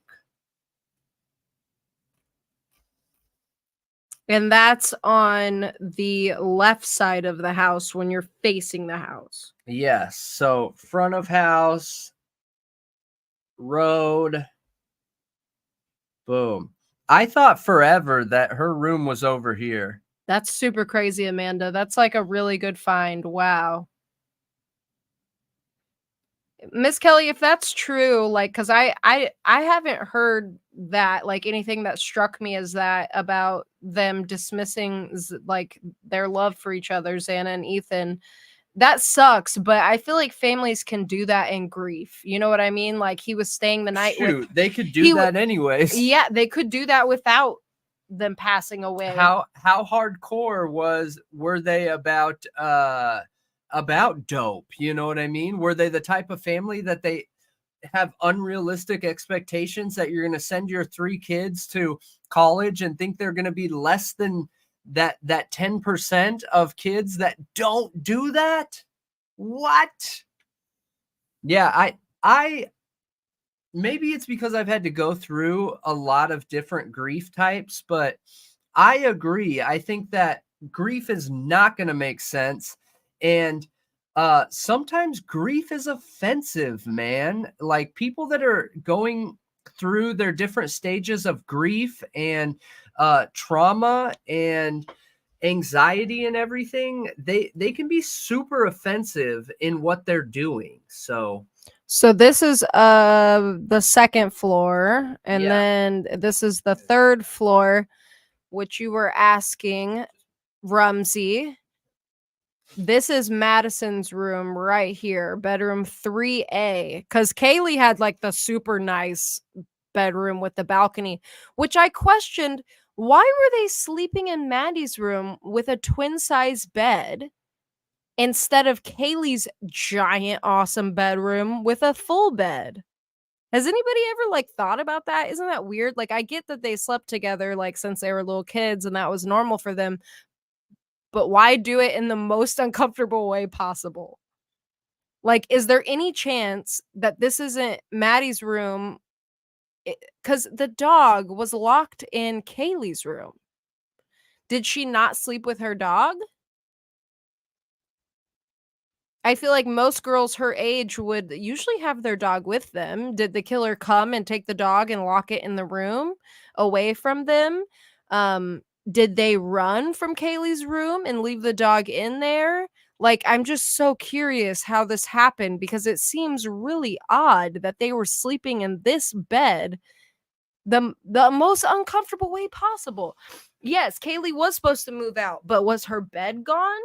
And she had already basically moved out. She was staying with her parents, and she came to Moscow here to show Maddie her car before she was moving to Texas, because she had just got the new SUV. So I don't know, like, was her bed gone? Like, is that why they didn't sleep there? Or were they in her room and then ran to escape the killer and ended up trapped in Maddie's room? Like, I don't know. It just seems super weird to me that they would sleep in a tiny bed when they have a bigger bed that they could be more comfortable in. Just seems very illogical. The bed was there, Shams. See, that's what I'm thinking. Some of her stuff, what's still there, including her bed. Yeah, I thought her bed would still have been there.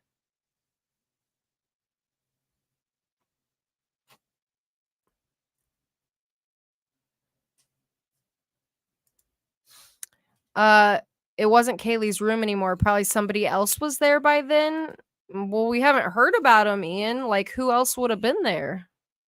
And her dog was in there. So I'm assuming it was still it was vacant maybe at this point, but like still kind of considered her room. So Rumsey, did that Maddie's room above BF? I'm trying to point out she could have heard everything and the attackers came from the tree line. Okay, well, let's see. Okay, so we're on the okay.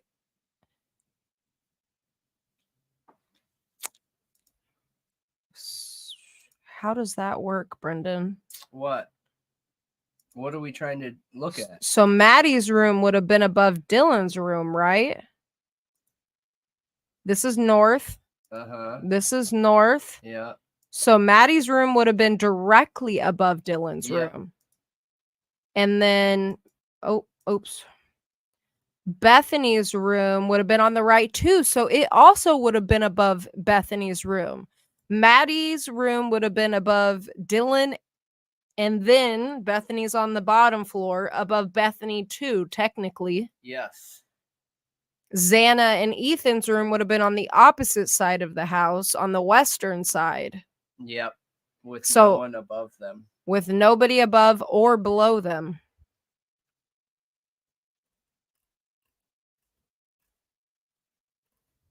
Yeah, and just to be clear, you guys too, even even with a topic like what we were talking about with Ethan's mom, I want everyone to feel comfortable having different opinions. They're all okay. The only time I would ever question somebody is if you don't have an opinion. You know, I think it's important that people have different opinions, and I think it's equally important that we accept other people's opinions. I think that's the most important part, is to create a community where people can have other opinions and it be all right.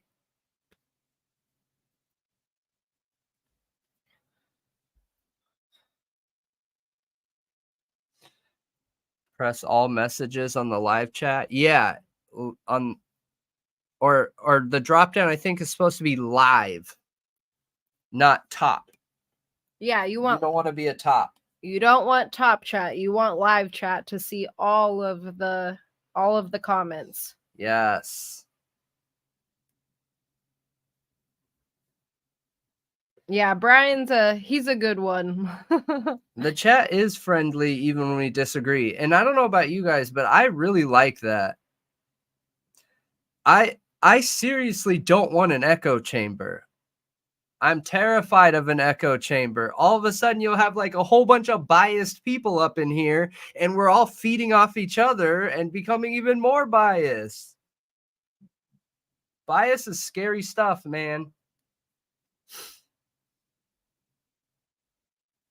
Yeah, we try to actively fight our personal bias a lot. Yeah. A lot. Yes. Yes, yes. We don't want to ever be So- super biased, and if it's a situation where I can't help but be That's biased, I try to let you guys know. That's a good No, we're not married. reference. But No. Rumsey, are you still here? Did we answer your question? Does it make sense?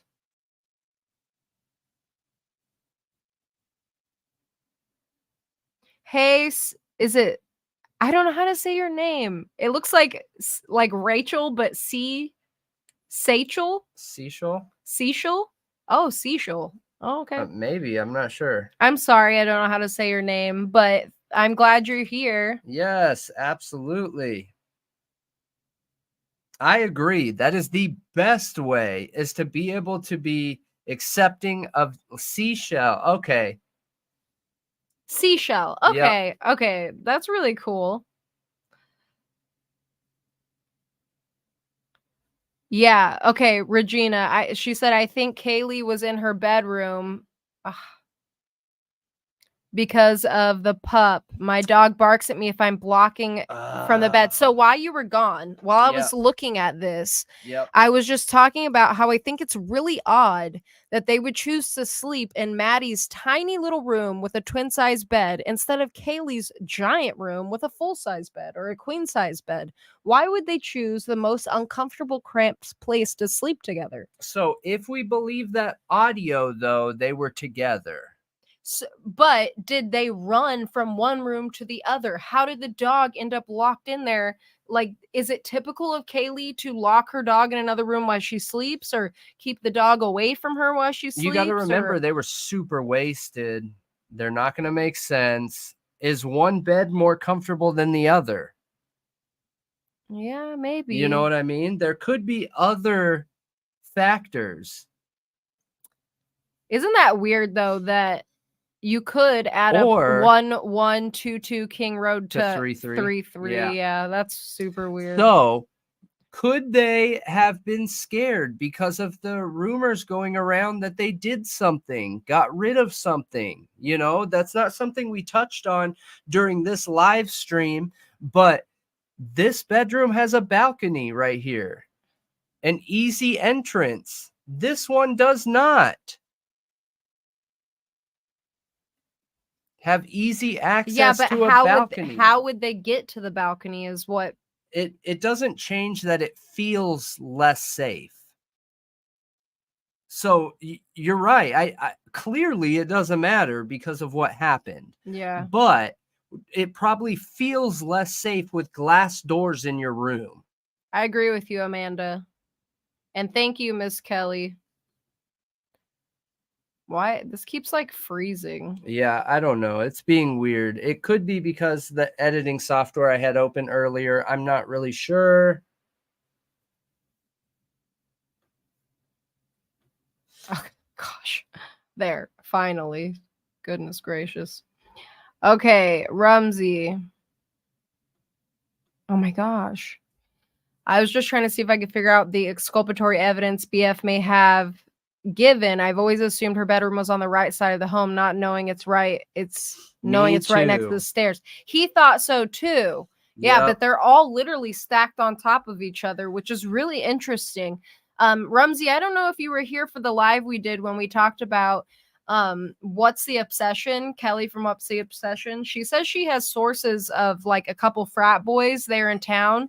And I believe her that these are like, you know, valid vetted sources. So I guess from what they told her is that Bethany looked out her window that night because Dylan was texting her about what was going on. She looked out the window and saw the same figure that Dylan saw outside her window. No way.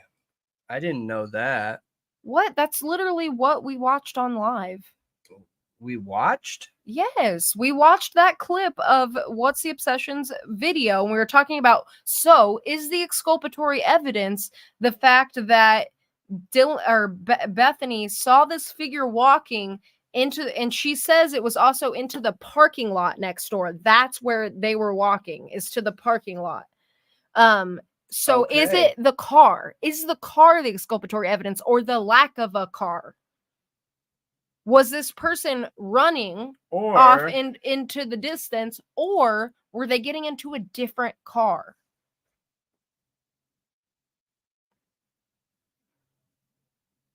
That's the allegation, though.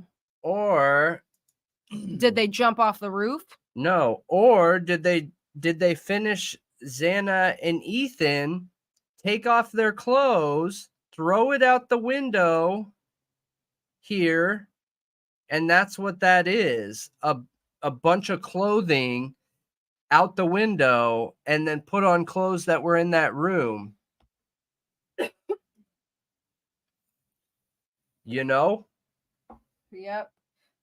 And that's how they got out of the house without leaving any blood traces dripping behind them. Miss Kelly, you think her sources are messing with her, and it could be. It Yeah, totally could be. yep. We don't know. We don't know. It could be, for sure.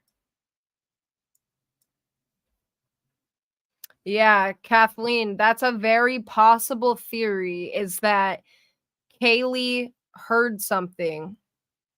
Yeah. She heard something that night and she ran to Maddie's room because Dylan did hear. That's why you need a pistol under your pillow. Right, Right. right. They did hear, Dylan heard whispers that night. So saying, so is somebody here or somebody's here or something like that.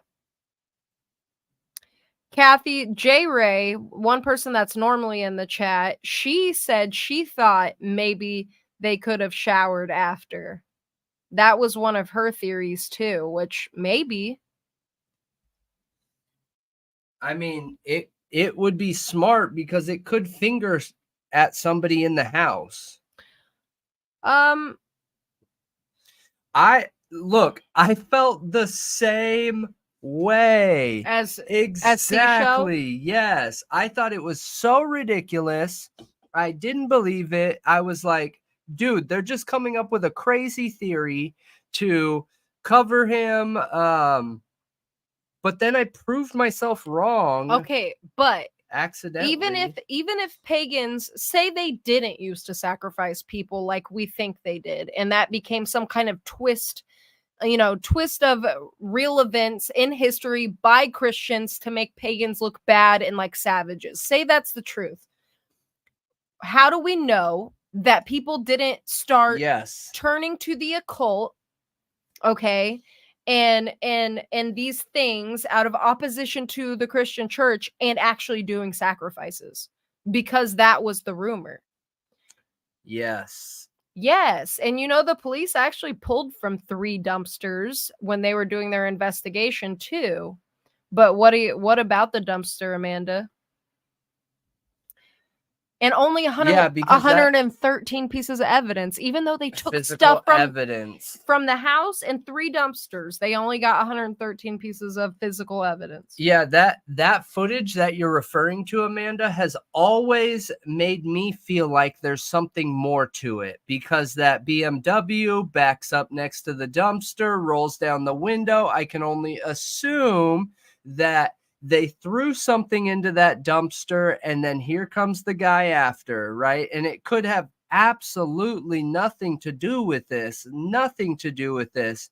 It could just be a simple drug deal, but it's interesting and it's coincidental, and anything that's coincidental around a major crime like this should be taken into account. Oh, Rumsey, that's really good information. So does anyone remember the ladder next to the home? Yeah. Right there on the screen. Yeah, we saw body cam footage of the ladder being there several months before, or I don't know if it was several months, but it was in the body cam footage when they went around the house to talk to Kaylee, and it was laying on its side. Yeah. But Rumsey says it's always been there, but it used to be kept hung up. That's really interesting. Weird. Is that siding? Why do they have siding on the ground? Oh. Isn't that a chunk of siding missing right there? Where? Right here? Yeah. I don't know. What is that? Or that's a wire. Oh, yeah. Maybe they had to replace siding in the house recently. Okay. Yeah, tough to figure out when they have 10% of evidence. Look, I hope Kohberger's the guy, and they only have we've only seen 10% of evidence. That would be way convenient. That would be super easy. That would make me feel like the general public in that area is much safer. But that would be very uncommon. That is not common to leave your best evidence out, or 90% of your evidence out, and only give 10% when you're trying to convict. It would be very rare. Yeah, I think people have done sacrifices for sure. Like, Yeah. I think, yeah, it's pretty much a fact. Yes. We weren't there, obviously, but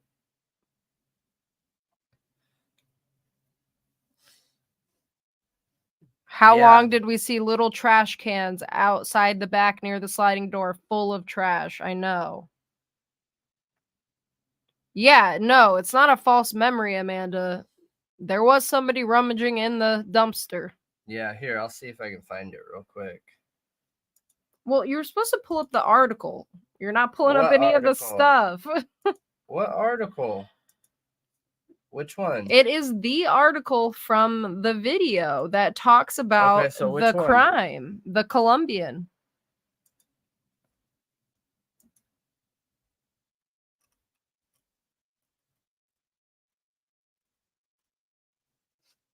And this is, oh, okay. This is about Got it. Nathan Gonzalez, the murder. A 45-year-old transient man faces a charge of second-degree ending stemming from an assault on a Carson man, according to the Skamania County Sheriff's Office.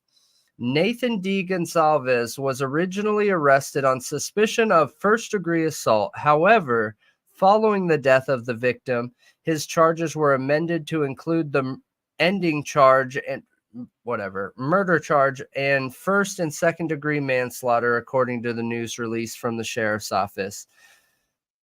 Skamania County medics were dispatched around 3 p.m. on February 20th to Carson for a report of an unconscious man experiencing seizure-type symptoms. The medics requested a deputy to respond to, because the patient, identified as Damon S. Vliestra, 50, had an obvious injury to the left side of his face, which was thought to be caused by a fall from the seizure. Deputies were unable to gain further information due to an uncooperative witness, the sheriff's office said. Vliestra was stabilized and then taken to Peace Health Southwest Medical Center in Vancouver. 2 days later, Vliestra's son called 911 to report someone named Nathan. Had come to his home and assaulted his father. It was not a seizure as originally reported, he told police. Deputies also learned that Vliestra remained hospitalized for end-of-life care, and he was not expected to survive. On February 23rd, deputies obtained a video from the son's home. The sheriff's office did not detail what the footage contained. Additionally, Gonzalez came to the sheriff's office and was arrested for alleged felony assault after confirming details about what happened. Deputies obtained a search warrant and collected evidence from the home in Carson. Vliestra died at the hospital the next day, according to sheriff's office. Detectives are awaiting the results of an autopsy, and the investigation is ongoing. So what? It didn't say what he actually did to him. It does not say. No. He had a seizure? Jury set to deliberate in trial of man accused. No. Vancouver. No. So what? They got called because that older man was having a seizure?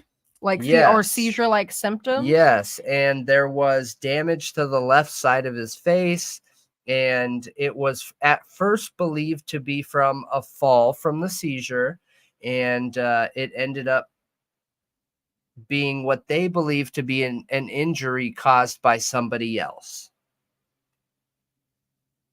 That's interesting. And there's no other articles around that? I need to hunt some more, but that is the article from the drip drop video. So that's the one he referenced. Got it. But didn't drip drop in the video claim that he was already like convicted or in jail because of it or something like that? I'm not sure.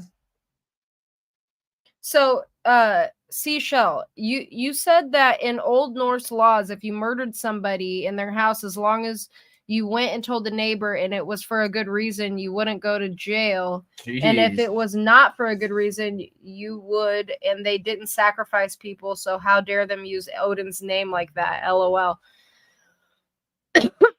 Okay. But wasn't it like when they sacrificed somebody, it was almost like a lottery though? And it was like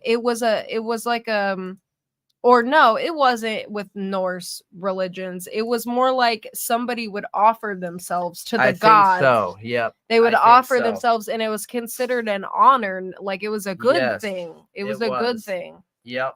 So it wasn't, I mean, it's different than murder. Yeah. Yep. But that is really interesting about the laws. It is. It is. It is. Absolutely.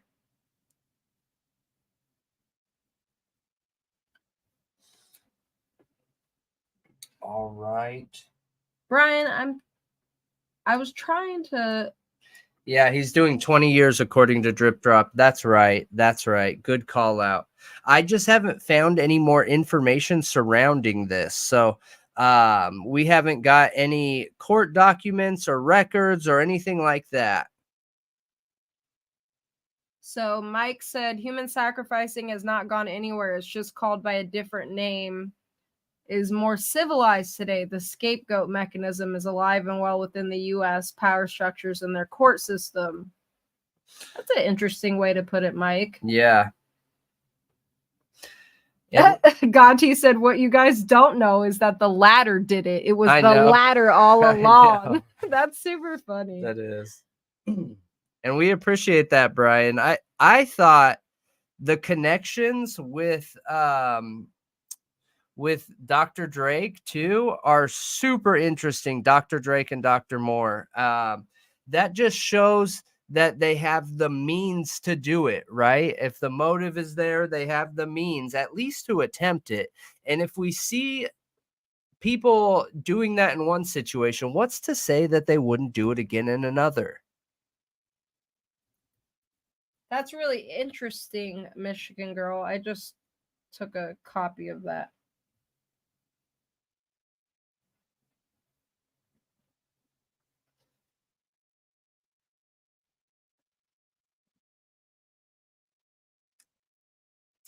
All right, you guys, I think that is the show for tonight. And we are digging more into the Odinism on a lot more Wednesday.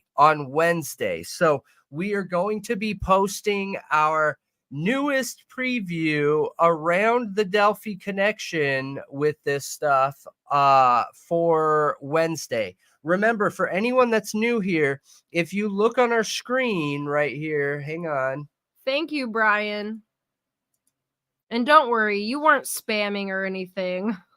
Look, if you see right here, this is our schedule where we go live. So Sunday, Monday, Wednesday, Thursday. We are not live tomorrow. Tomorrow is catch-up day with editing, if I can catch up. And we should have the stream out tomorrow. And we'll get the premiere ready and everything ready to go for you guys, and hopefully have a whole bunch of new information around the Odinism. I mean, there's still a ton of information to go through. There are a ton of books out there, you guys, and it's interesting stuff. And it's interesting that I haven't heard about it before. It kind of blows my mind that I haven't heard about it before. Thank you, 32. Thank you, Brian. Yeah. And Amanda. That's awesome. Amanda, if you find anything super interesting, for sure hit us up in the email. Yeah. Yeah. Because I'm going to do some homework too. And for everyone else, we are growing and love your engagement. So hit that like button on the way out. Leave us a comment. Any shares on social media, it is much appreciated. Our goal is to get to a point where we can do this full time so that we're able to do live streams, midday and at night, and put out more more breaking news content. If we can get to a point where we can do this full time, our plan is to do some live chat coverage with somebody on site at some of these locations and really be able to dig in on site while still keeping the same kind of conversation and talk show feel between ourselves, between guests of maybe areas where these crimes have happened. God, I wish I could go to Delphi right now and have people on that would an Odinist talk to me, you know? Could I Right. get them to talk to me? Because I'll approach anyone, you guys. I've been in sales my whole life. Like, I'll talk to anyone. And that would be amazing to be able to do and learn more about it. But that's our goal. So anything that you can do to help and get us there, it'll benefit you guys. It'll benefit us. And we appreciate and love all of you and always have an awesome time with you guys here. Yeah, thank you guys. And Brian, we love that you're super active in the chat. And all of Yes. you, Seashell, thanks for joining, and everyone else who joined tonight. We appreciate all of you. And I Yes. appreciate your comments. Good night, J Ray. Malia, don't you think my photo looks like it matches your photo? I always say that. It does. It does. That's super It totally, funny. it kind of does. That's so Mhm. weird, J Ray. It's awesome. That's pretty cool. Yep. But we appreciate all of you. And we'll talk to you soon. Yeah. When the next video comes out, make sure you hit the like on the premiere and stuff. It just helps get more people, get more conversation, get more out there. So thank you all. And to all a great night. Yes. Bye. Bye. Good night, prisoner.